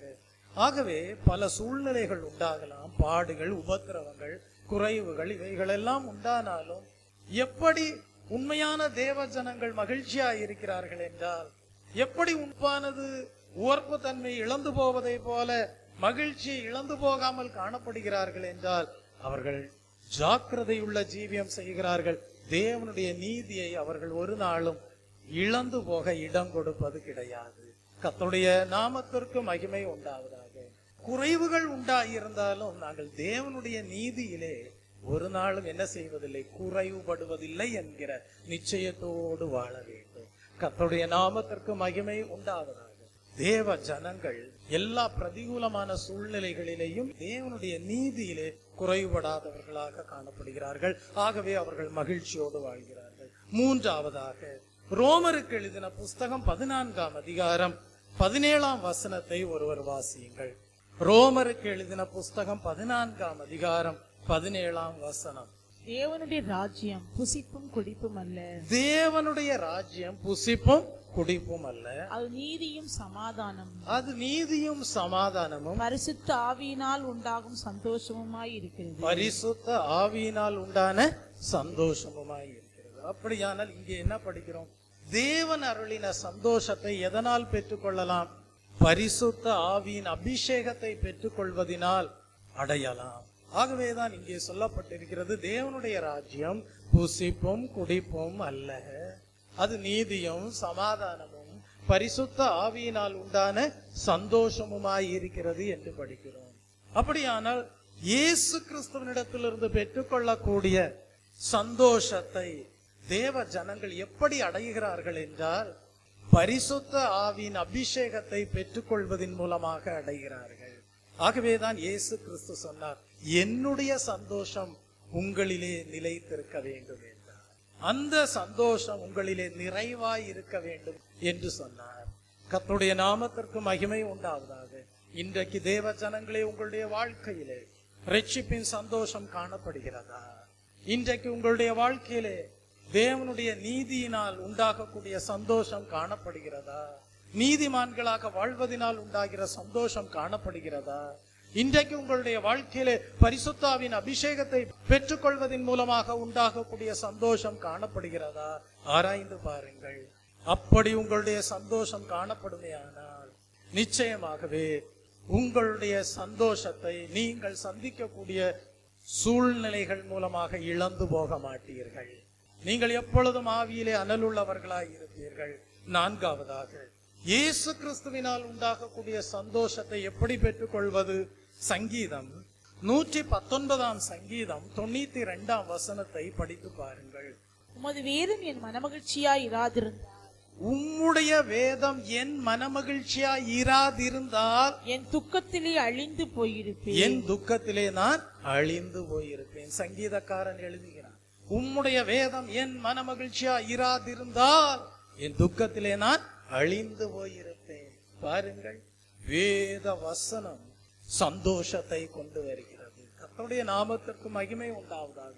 ஆகவேதான் வேதத்தில் எழுதப்பட்டிருக்கிறது, கர்த்தருடைய வார்த்தைகள் ஆத்துமாவை உயிர்ப்பிக்க கூடியதாக இருக்கிறது என்று படிக்கிறோம்.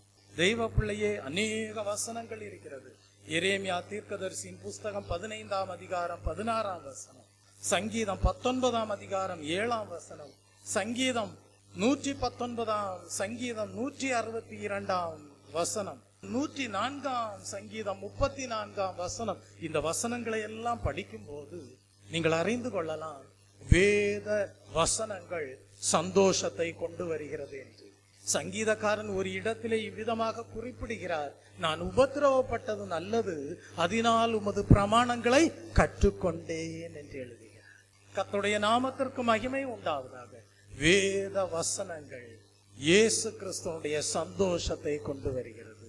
கர்த்தருடைய நாமத்திற்கு மகிமை உண்டாவதாக. 5ஆவதாக, நீங்கள் இயேசு கிறிஸ்து அருளின சந்தோஷத்தினாலே வாழுகிறீர்கள் என்பதை எப்படி அறிந்து கொள்ளலாம்? நீங்கள் கொடுக்கிறவர்களாக காணப்படுவீர்கள். எப்படி? கொடுக்கிறவர்களாய் இருப்பீர்கள். தெய்வ பிள்ளையே, நன்மை செய்ய வேண்டியவர்களுக்கு தேவையான நன்மையை செய்யக்கூடியவர்களாய் இருப்பீர்கள். தெய்வ பிள்ளை, ஆகவேதான் வேதத்தில் எழுதப்பட்டிருக்கிறது, நீங்கள் ஒரு கலசம் தண்ணீர் கொடுத்தாலும் அதற்குரிய பிரதிபலனை பெற்றுக் கொள்வீர்கள் என்று. கர்த்தருடைய நாமத்திற்கு மகிமை உண்டாவதாக.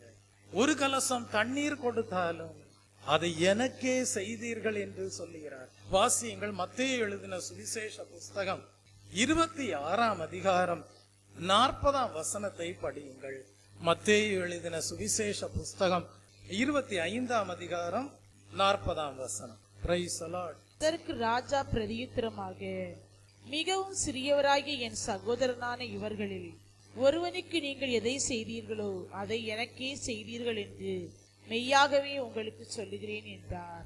மிகவும் சிறியவராகிய என் சகோதரரான இவர்களில் ஒருவனுக்கு நீங்கள் எதை செய்தீர்களோ அதை எனக்கே செய்தீர்கள் என்று மெய்யாகவே உங்களுக்கு சொல்லுகிறேன். அப்படியானால் யார் உண்மையாகவே சிறியவராகிய சகோதரர்களுக்கு உதவி செய்கிறார்களோ அவர்கள் தேவனுக்கே அதை செய்கிறவர்களாக காணப்படுகிறார்கள். அப்படியானால் கொடுக்கிறவர்கள் எப்பொழுதும் கிறிஸ்துவினால் உண்டான சந்தோஷத்தோடு காணப்படுவார்கள்.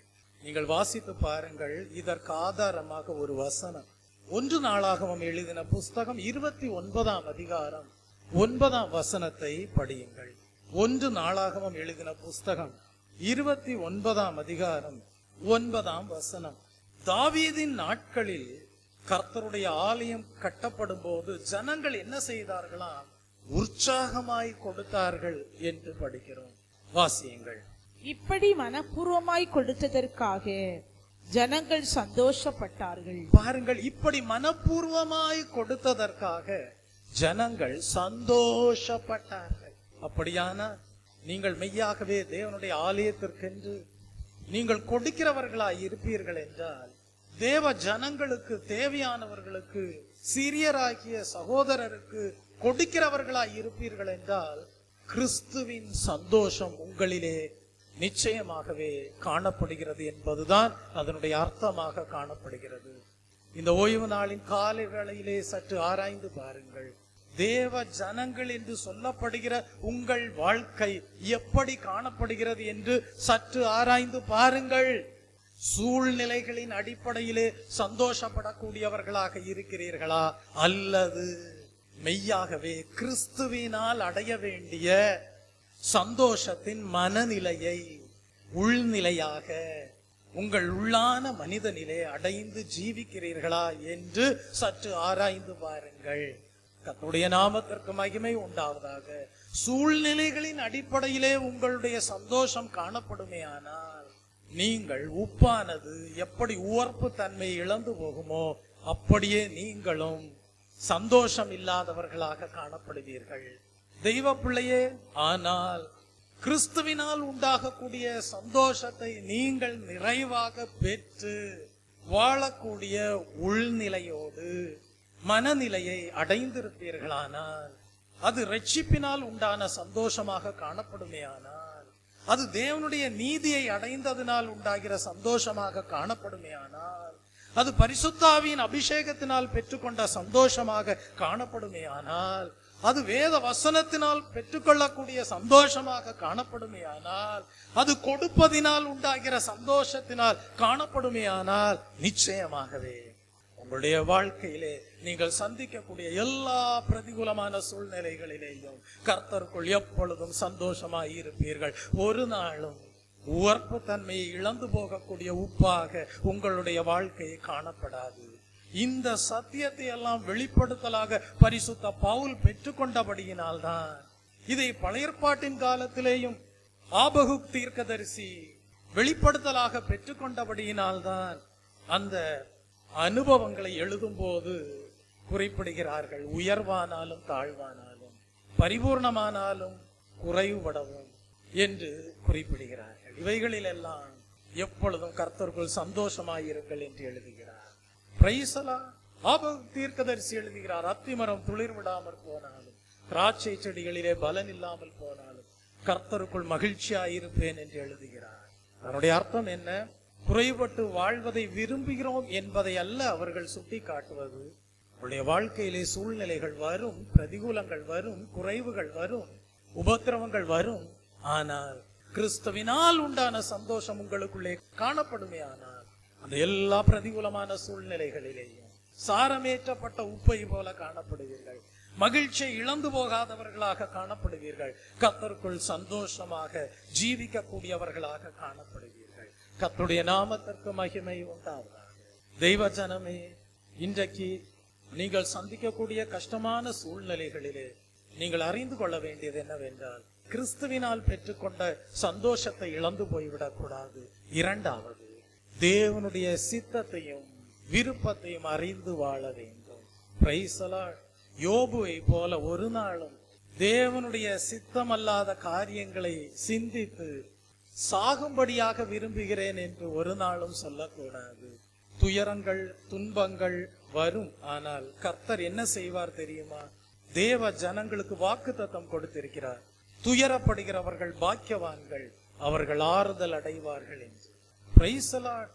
இயேசு கிறிஸ்து உரைத்த மலை பிரசங்கத்தை குறித்து நீங்கள் படிப்பீர்கள் என்றால், அதிலே விலையேற பெற்ற வாக்குத்தத்தங்கள் தேவ ஜனங்களுக்கு காணப்படுகிறது. அந்த மலை பிரசங்கத்திலே தான் இயேசு கிறிஸ்து சொன்னார், துயரப்படுகிறவர்கள் பாக்கியவான்கள், அவர்கள் ஆறுதல் அடைவார்கள். அப்படியானால் துயரப்படுகிறவர்களை குறித்து கர்த்தர் 2 காரியங்களை சொல்லுகிறார். ஒன்று என்ன? நீங்கள் பாக்கியவான்கள். அப்படியானால் துயரப்படுகிறவர்கள் ஆசீர்வதிக்கப்படுகிறவர்களாம், அதை தான் சுட்டி காட்டுகிறார். நீங்கள் பாக்கியவான்கள். இரண்டாவது சொல்லுகிறார், நீங்கள் ஆறுதல் அடைவீர்கள்.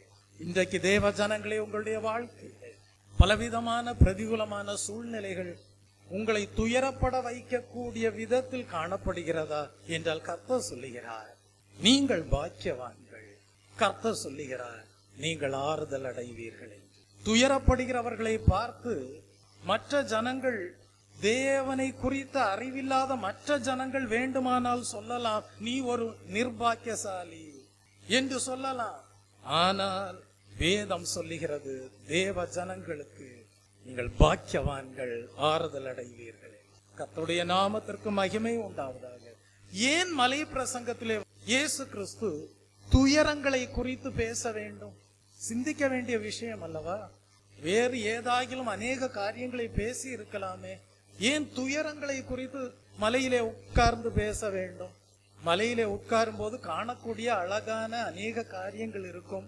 அநேக காரியங்களை பேசி இருக்கலாம். பார்க்கும்போது இயற்கையான அநேக காட்சிகள் இருந்திருக்கும், அதை குறித்தெல்லாம் பேசி இருக்கலாம். ஏன் மலையிலே உட்கார்ந்து துயரங்களை குறித்து பேச வேண்டும்? தெய்வ ஜனமே, இயேசு கிறிஸ்து அறிந்திருந்தார், மெய்யான கிறிஸ்துவின் சீஷர்களுக்கு துயரங்கள் உண்டு என்பதை அறிந்திருந்தார். மெய்யான கிறிஸ்துவின் சீஷர்களுடைய வாழ்க்கையானது சுகபோகமானது அல்ல, அது மலர் மெத்தை அல்ல, அது முட்களும் உபத்திரவங்களும் நிறைந்தது என்பதை இயேசு கிறிஸ்து அறிந்திருந்தார். ஆகவேதான் அவர் யோவானுக்கு எழுதின சுவிசேஷ புஸ்தகம் 16ஆம் அதிகாரம் 33ஆம் வசனத்திலே படிக்கும் போது குறிப்பிடுகிறார், உலகத்தில் உங்களுக்கு உபத்திரவம் உண்டு, ஆனாலும் திடன் கொள்ளுங்கள் என்கிறார். உபத்திரவங்களின் மத்தியிலே திடன் கொள்ளுங்கள் என்கிறார். எப்படி திடன் கொள்வது? உண்மையான கிறிஸ்துவின் சந்தோஷம் உன் வாழ்க்கையிலே உள்நிலையாக மனநிலையாக காணப்படுமே ஆனால் திடன் கொள்ளக்கூடியவனாய் இருப்பாய், பலப்படக்கூடியவனாக காணப்படுவாய். கர்த்தருடைய நாமத்திற்கு மகிமை உண்டாவதாக. 2 தீமோத்தேயுவின் புஸ்தகம் 3ஆம் அதிகாரம் 12ஆம் வசனத்தை படித்து பாருங்கள். அங்கே என்ன சொல்லப்பட்டிருக்கிறது? கிறிஸ்து இயேசுவுக்குள்ளாய் தேவ பக்தியாய் நடக்க மனதாய் இருக்கிற யாவரும் துன்பப்படுவார்கள் என்று எழுதப்பட்டிருக்கிறது. கிறிஸ்து இயேசுவுக்குள்ளாய் தேவ பக்தியாய் நடக்க மனதாய் இருக்கிற யாவரும் துன்பப்படுவார்கள் என்று எழுதப்பட்டிருக்கிறது. இயேசு கிறிஸ்து அறிந்திருந்தார் மெய்யான கிறிஸ்துவின் சீஷர்களுக்கு துன்பங்கள் உண்டு என்பதை. ஆகவேதான் மலை பிரசங்கத்திலே வைத்து போதித்தார், துயரப்படுகிறவர்கள் பாக்கியவான்கள், அவர்கள் ஆறுதல் அடைவார்கள் என்று. ஆகவேதான் அப்போஸ்தலனாகிய பேதுரு எழுதுகிறார் 1 பேதுருவின் புஸ்தகம் 1ஆம் அதிகாரம் 6ஆம் வசனத்திலே, கொஞ்ச காலம் நீங்கள் துன்பப்பட வேண்டியது அவசியம் என்று குறிப்பிடுகிறார். அப்போஸ்தலர் எழுதின நடபடிகளின் புஸ்தகம் 14ஆம் அதிகாரம் 22ஆம் வசனத்திலே படிக்கிறோம், அநேக உபத்திரவங்களின் வழியாக தான் நாம் பரலோக ராஜ்யத்தில் பிரவேசிக்க முடியும் என்று குறிப்பிடுகிறார். தெய்வ பிள்ளையே, நீங்கள் பரலோக ராஜ்யவாசிகளா அல்லது இம்மைக்குரியவைகளுக்காகவே வாழுகிறவர்களா? நீங்கள் பரலோக ராஜ்யவாசிகளாய் இருந்தால் அநேக உபத்திரவங்களின் வழியாக தான் நீங்கள் கடந்து செல்ல வேண்டும். கர்த்தருடைய நாமத்திற்கு மகிமை உண்டாவதாக. அப்படியானால் இயேசு கிறிஸ்து அறிந்திருந்தார் துயரத்தின் பாதை தான் பாக்கியமான பாதை என்று. ஆகவேதான் சங்கீதக்காரன் குறிப்பிடுகிறான், சங்கீதம் 34ஆம் அதிகாரம் 19ஆம் வசனம், நீதிமானுக்கு வரும் துன்பங்கள் அநேகமாயிருக்கும், கர்த்தர் அவைகள் எல்லாவற்றிலும் நின்று அவனை விடுவிப்பார் என்று குறிப்பிடுகிறார். கர்த்தருடைய நாமத்திற்கு மகிமை உண்டாவதாக. ஒரு நாளும் நீங்கள் சந்தோஷத்தை இழந்து போக மாட்டீர்கள். உங்களுடைய பார்வையெல்லாம் பரலோக ராஜ்யத்தை நோக்கியே காணப்படும். கர்த்தருடைய நாமத்திற்கு மகிமை உண்டாவதாக. இந்த பூமிக்குரிய வாழ்க்கையிலே நீங்கள் சந்திக்கிற சூழ்நிலையின் அடிப்படையிலே அல்ல உங்களுடைய மகிழ்ச்சி, பரலோக ராஜ்யத்தை அடையும்படியான கிறிஸ்துவினால் பெற்றுக்கொண்ட சந்தோஷத்தின் மனநிலையை பாதுகாத்துக் கொள்கிறீர்கள் அல்லவா, அந்த மகிழ்ச்சியோடு வாழக்கூடியவர்களாய் இருப்பீர்கள். கர்த்தருடைய நாமத்திற்கு மகிமை உண்டாவதாக. Price the Lord. ஆகவேதான் வேதத்தில் எழுதப்பட்டிருக்கிறது, இடுக்கமான வாசல் வழியாக உட்பிரவேசிக்கிறவர்கள் பாக்கியவான்கள் என்று. ஏன் அப்படி எழுதப்பட்டிருக்கிறது? விசாலமான பாதை இருக்கிறதே, ஏன் அதன் வழியாக செல்லக்கூடாதா? விசாலமான பாதை எதை காட்டுகிறது? இடுக்கமான பாதை எதை காட்டுகிறது? ரெண்டுக்கும் வித்தியாசத்தை அறிந்து கொள்ள வேண்டும். விசாலமான பாதையிலே நீங்கள் பரலோக ராஜ்யத்திற்கென்று ஆயத்தமாகும் விதமான சோதனைகள் அங்கே கிடையாது.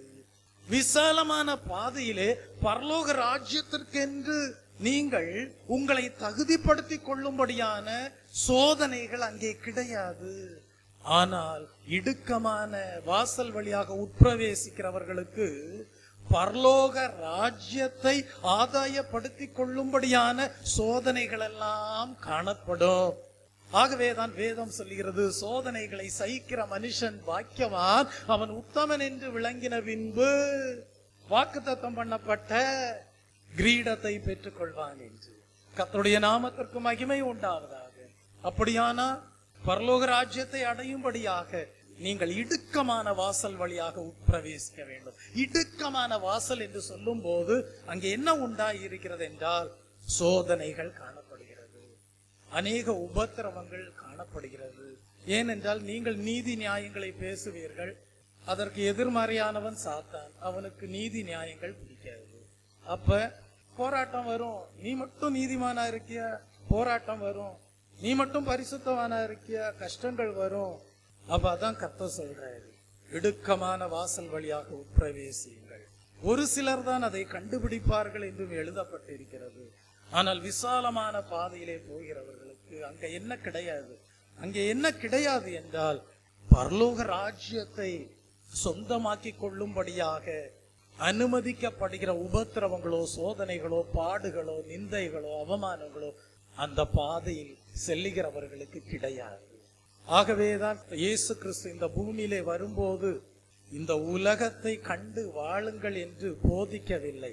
பரலோக ராஜ்யத்தை காணுங்கள், அதை அடையும்படியான கற்பனைகளை கைக்கொள்ளுங்கள் என்று போதிக்கக்கூடியவராய் இருந்தார். துயரப்படுகிறவர்கள் பாக்கியவான்கள் என்று போதித்தார். ஏன்? அவர்கள் ஆறுதல் அடைவார்கள். இந்த பூமிக்குரிய ஆசீர்வாதங்கள் மாத்திரமல்ல, ஆறுதல் அடையக்கூடிய பரலோக ராஜ்யம் அவர்களுக்குரிய. இடுக்கமான வாசல் வழியாக உட்பிரவேசிக்கிறவர்கள் பாக்கியவான், ஆசீர்வதிக்கப்படக்கூடியவர்கள். நீ இன்றைக்கு ஆராய்ந்து பார் உன் வாழ்க்கையை, உன்னுடைய நித்திய வாழ்க்கையை, உன்னுடைய நிரந்தரமான வாழ்க்கையை எங்கே வாழப் போகிறாய் என்று. இன்றைக்கு நீ இந்த பூமிக்குரிய நாட்களிலே ஜீவித்து வருகிறாயே, இவைகளெல்லாம் தற்காலிகமானது. பரலோக ராஜ்யத்திற்கென்று ஆயத்தப்படும்படியாக கொடுக்கப்பட்ட நாட்களாகவே இந்த நாட்கள் காணப்படுகிறது.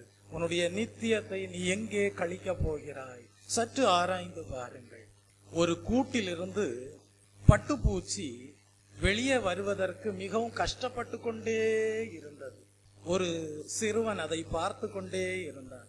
அந்த பட்டுப்பூச்சிக்கு உதவி செய்யும்படியாக விரும்பின அந்த சிறுவன் என்ன செய்தான் என்றால், ஒரு சிறிய பிளேடை எடுத்து அந்த பிளேடினால் அந்த பட்டுப்பூச்சி வெளியே வருவதற்கு தடையாக காணப்பட்ட தடுத்து கொண்டிருந்த நூல்களை எல்லாம் பிளேடை வைத்து அறுத்து விட்டான். அந்த சிறுவனுடைய எண்ணம் என்னவென்றால், பட்டுப்பூச்சி வெளியே வர கஷ்டப்படுகிறதே, அதற்கு உதவி செய்யலாம் என்று சொல்லி அப்படி செய்தான். ஆனால் என்ன நடந்தது? பட்டுப்பூச்சியால் பறக்க முடியவில்லை. வெளியே வந்த பட்டுப்பூச்சியால் பறக்க முடியவில்லை. அது கனத்த சரீரத்துடன் கீழே விழுந்து அது மாண்டு போவதற்கு ஏதுவாக காணப்பட்டது. மெய்யான விசுவாச வாழ்க்கை, ஆவிக்குரிய ஜீவியம் என்பது அநேக துன்பங்களும் வேதனைகளும் அந்த விசுவாச வாழ்க்கையிலே காணப்படும். ஆனால் அந்த துன்பங்களும் பாடுகளும் கர்த்தருக்காக நீங்கள் நல்ல வைராக்கியம் கொண்டு எழும்பி பிரகாசிக்க உதவி செய்யக்கூடியதாகவே காணப்படும். ஆகவேதான் அப்படிப்பட்ட பாடுகளும் உபத்திரவங்களும் துயரங்களும் மெய்யான கிறிஸ்துவின் சீஷர்களுக்கு, மெய்யான தேவ ஜனங்களுக்கு வரும்போது அவர்கள் அதனால் கலங்கக்கூடாது. அவர்கள் கிறிஸ்துவினால் உண்டான சந்தோஷத்தோடு வாழக்கூடியவர்களாய் இருக்க வேண்டும். சாரமேற்றப்பட்ட உப்பாக அவர்கள் காணப்பட வேண்டும். துயரங்கள் ஆசீர்வாதமான பாக்கிய வாழ்வுக்கு உங்களை உயர்த்தி செல்லக்கூடிய படிகளாக காணப்படுகிறது என்பதை நிச்சயித்து வாழ வேண்டும். கர்த்தருடைய நாமத்திற்கு மகிமை உண்டாவதாக. இயேசு கிறிஸ்துவனுடைய வாழ்க்கையை சற்று பாருங்கள். இயேசு கிறிஸ்துவனுடைய வாழ்க்கையிலே வந்த துயரங்களை வார்த்தைகளினாலே நீங்கள் வர்ணிக்க முடியாது. ஏளனம் செய்யப்பட்டார், பரிகாசம் செய்யப்பட்டார், முள்முடி, ஆணிகள், சவுக்கு அடிகள், அவமானம், நிந்தைகள். அவர் இன்றைக்கு அவரை பின்பற்றுகிற தேவ ஜனங்கள் சந்திக்கக்கூடிய துயரங்களை புரிந்து கொள்ளக்கூடியவராய் இருக்கிறார். ஆகவேதான் அன்றைக்கே அவர் ஊழியம் செய்த நாட்களிலே மலையிலே உட்கார்ந்து உபதேசம் பண்ணும் போது துயரப்படுகிறவர்கள் பாக்கியவான்கள், அவர்கள் ஆறுதல் அடைவார்கள் என்று எடுத்துரைத்தார். ஆம் தெய்வ பிள்ளையே, இன்றைக்கும் தேவ ஜனங்களுடைய எல்லா நெருக்கங்களிலேயும் அவரும் நெருக்கப்படக்கூடியவராகவே காணப்படுகிறார். வேதத்திலே நாம் படிக்கிறோம், அன்றியும் அவருடைய தீர்மானத்தின்படி அழைக்கப்பட்டவர்களாய் தேவனிடத்தில் அன்பு கூறுகிறவர்களுக்கு சகலமும் நன்மைக்கு ஏதுவாக நடக்கிறது என்று அறிந்திருக்கிறோம் என்று படிக்கிறோம்.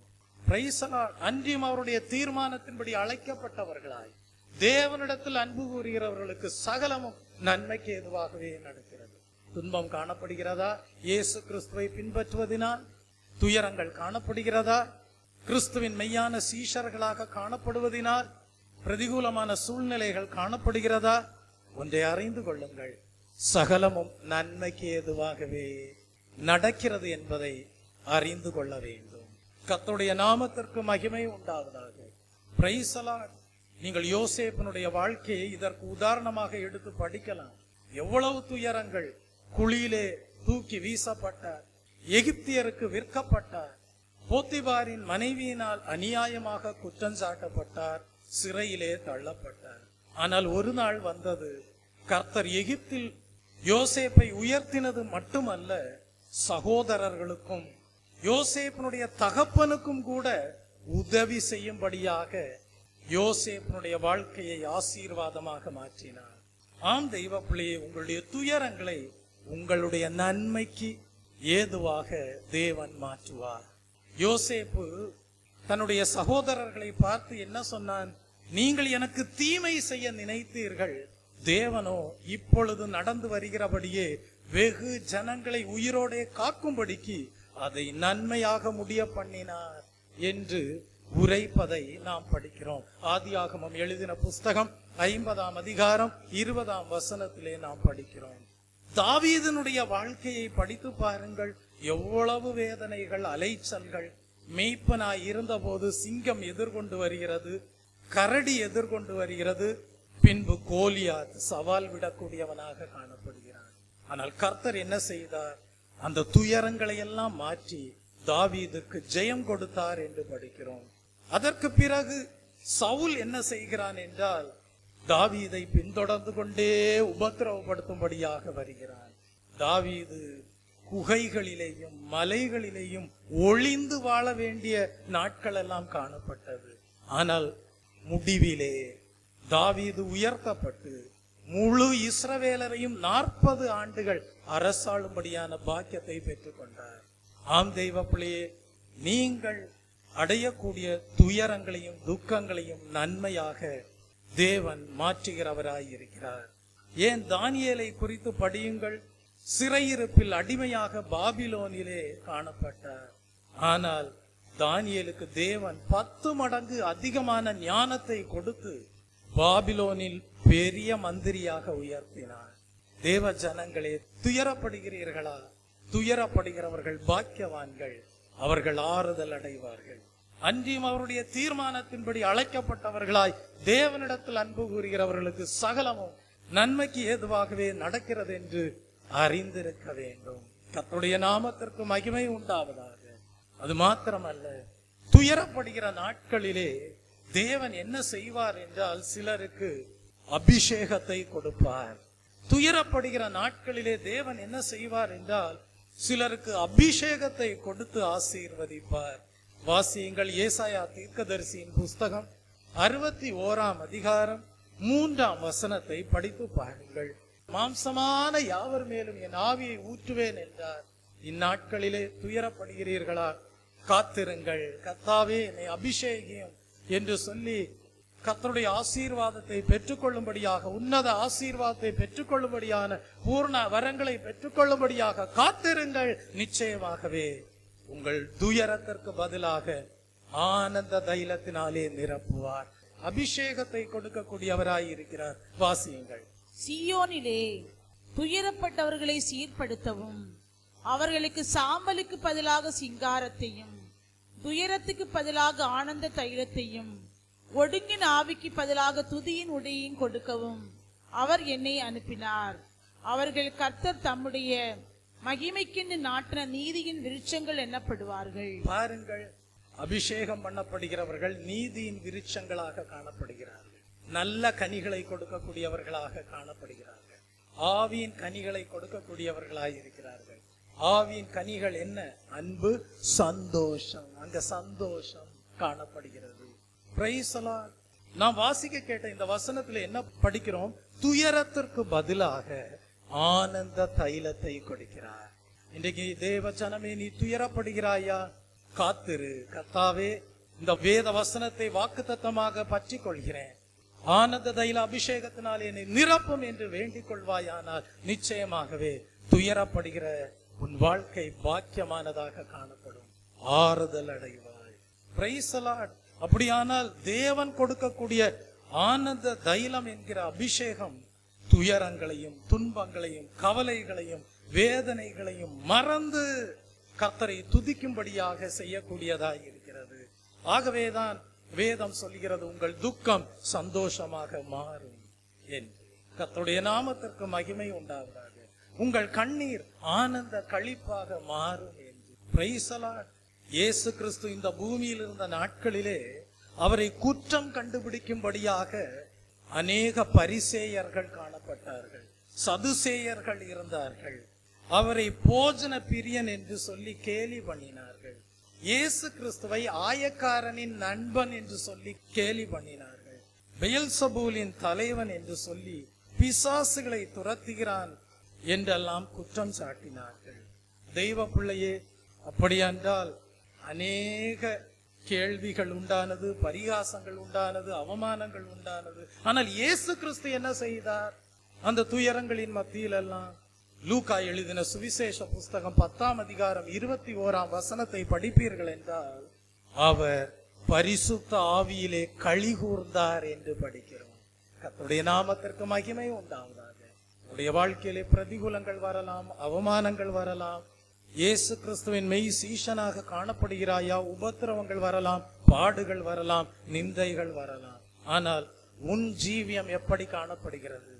உப்பானது உவர்ப்பு தன்மையை இழந்து போவது போல உன்னுடைய வாழ்க்கை காணப்படுகிறதா? அல்லது பரிசுத்த ஆவியானவருக்குள்ளாக எப்பொழுதும் களி கூர்ந்து மகிழ்ச்சியோடு வாழுகிறாயா? இன்றைக்கு ஆராய்ந்து பார். உன்னுடைய உள்நிலை, மனநிலை எப்படி காணப்படுகிறது? உன்னுடைய உள்ளான மனிதன் எப்படி காணப்படுகிறான்? இயேசு கிறிஸ்து கொடுத்த ரட்சிப்பின் சந்தோஷத்தினாலே, இயேசு கிறிஸ்து உன் வாழ்க்கையிலே ஸ்தாபித்த நீதியினாலே, இயேசு கிறிஸ்து அருளின பரிசுத்தாவின் அபிஷேகத்தினாலே, தெய்வ ஜனமே, உன்னுடைய வாழ்க்கை சந்தோஷத்தோடு காணப்படுகிறதா என்பதை சற்று ஆராய்ந்து பார். வேத வசனங்களினாலே சந்தோஷப்படக்கூடிய மனிதனாக நீ காணப்படுகிறாயா? ஆராய்ந்து பார்.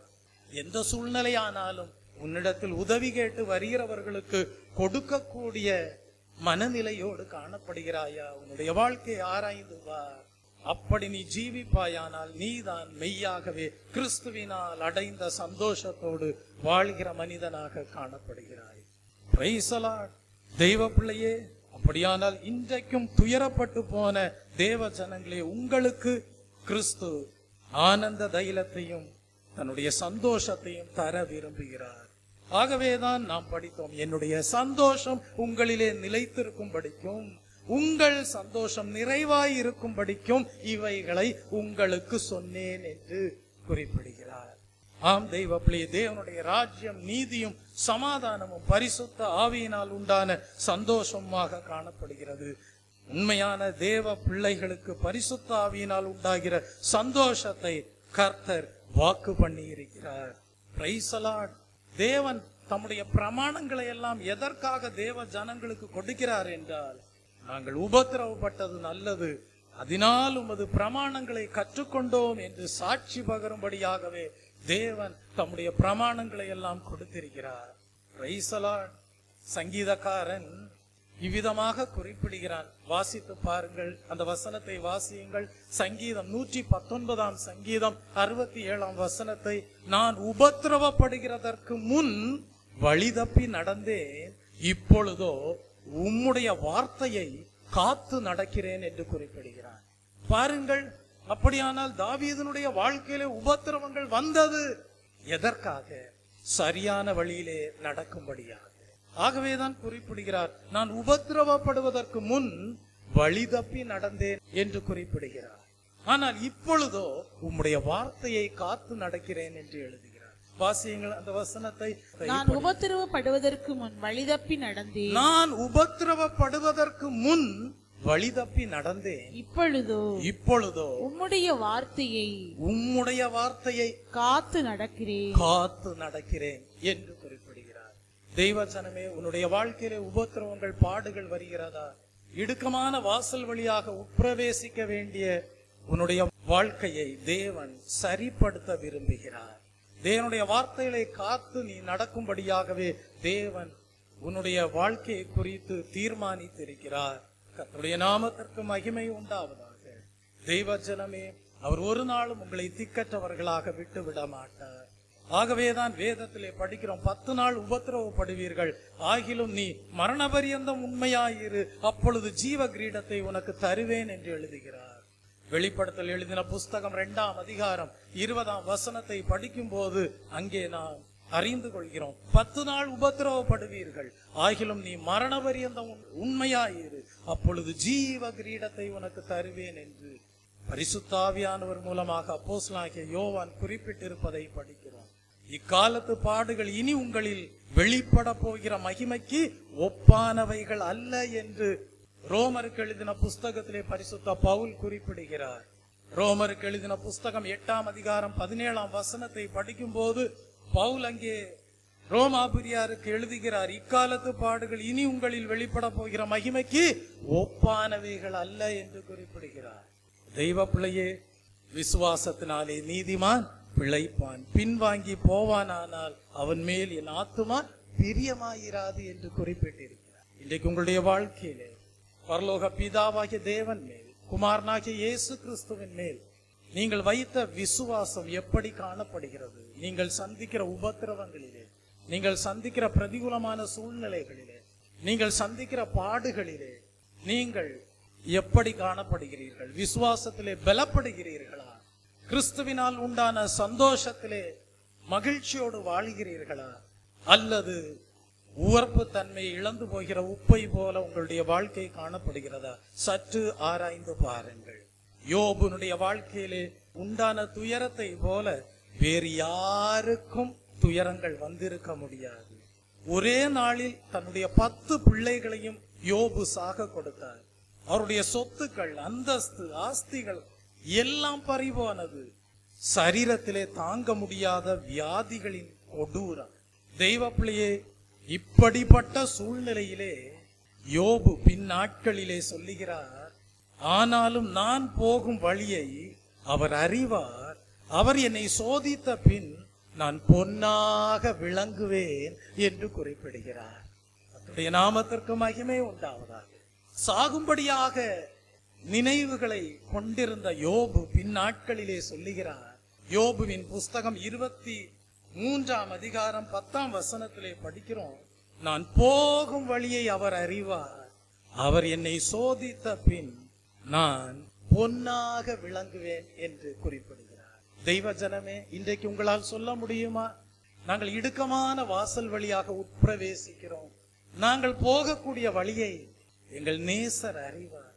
எங்களுடைய வாழ்க்கையிலே சோதனைகள் வரலாம், பாடுகள் வரலாம், உபத்திரவங்கள் வரலாம். ஆனாலும் நாங்கள் பொன்னாக விளங்குவோம். எங்களுடைய முடிவு மகிமையுள்ளதா இருக்கும் என்று உங்களால் சாட்சி கொடுக்க முடியுமா? தெய்வ பிள்ளையே, எங்களுடைய வாழ்க்கை இக்காலத்து பாடுகள் இனி வரப்போகிற மகிமைக்கு ஒப்பிடத்தக்கவைகள் அல்ல என்று உங்களால் விசுவாச அறிக்கை செய்ய முடியுமா? வேதம் சொல்லுகிறது, அவரோடு கூட பாடுகளை சகித்தோமானால் அவரோடே கூட ஆளுகையும் செய்வோம். நாம் அவரை மறுதலித்தால் அவரும் நம்மை மறுதலிப்பார் என்று எழுதப்பட்டிருக்கிறது. வாசித்து பாருங்கள். 2 தீமோத்தேயின் புஸ்தகம் 2ஆம் அதிகாரம் 12ஆம் வசனத்தில் நாம் அதை படிக்கிறோம். கிறிஸ்துவை நீங்கள் மறுதலித்தால் கிறிஸ்துவும் உங்களை மறுதலிப்பார். இன்றைக்கு உங்களுடைய வாழ்க்கை எப்படி காணப்படுகிறது என்பதை சீர்தூக்கி பாருங்கள். இன்றைக்கு தியானித்த அனுபவம் உங்களுடைய வாழ்க்கையிலே ஆசீர்வாதமாக காணப்படட்டும்.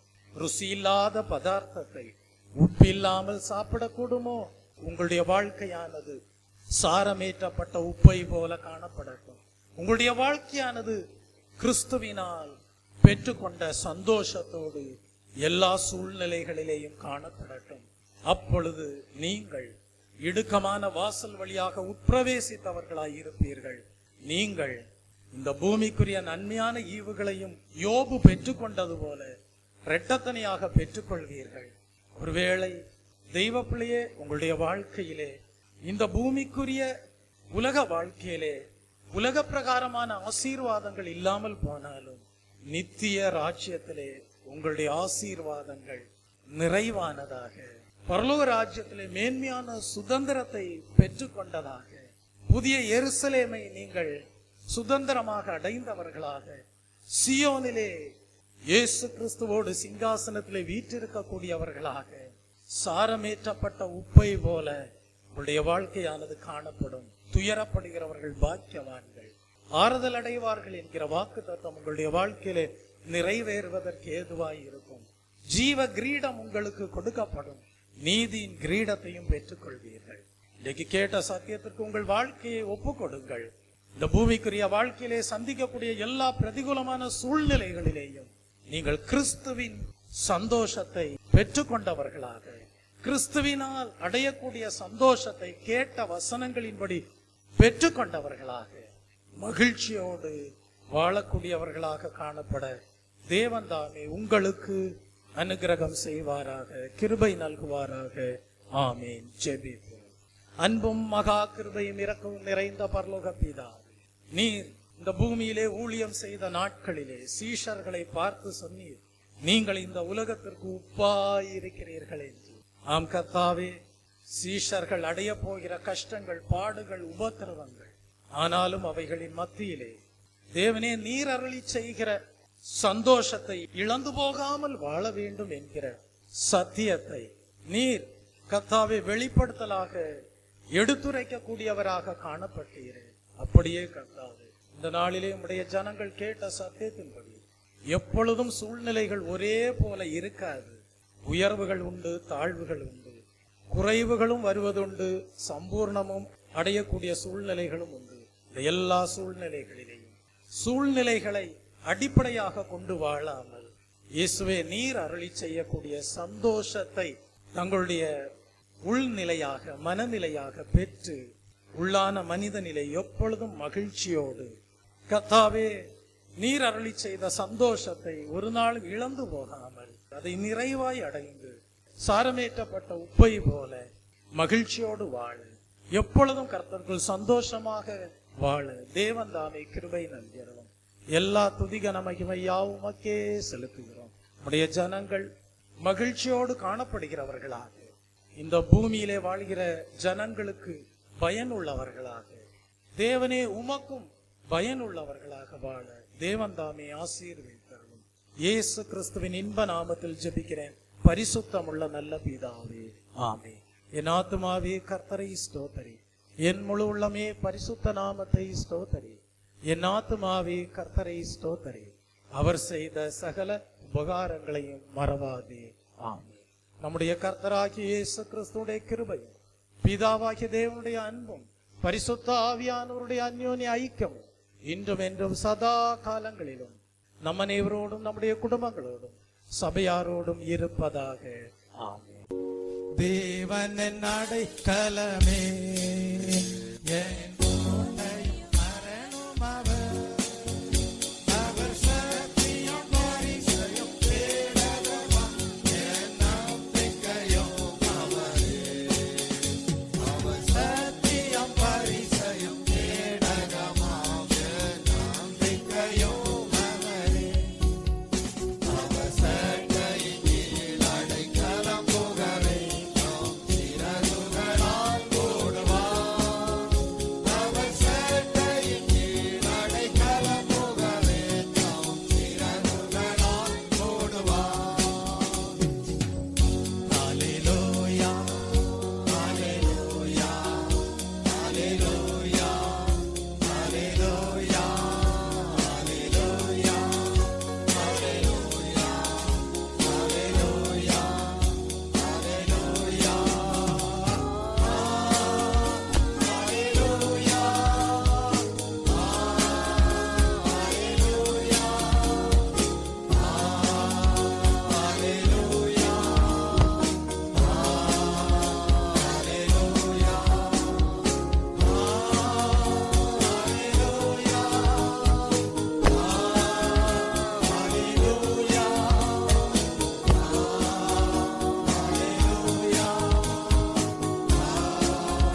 ஹல்லேலூயா, நீங்கள் பூமிக்கு உப்பாய் இருக்கிறீர்கள் என்கிற இயேசு கிறிஸ்து உரைத்த வார்த்தைகள் உங்களுடைய வாழ்க்கையிலே கேட்ட சத்தியத்துபடி ஆசீர்வாதமாக இருப்பதாக. ஆமென்.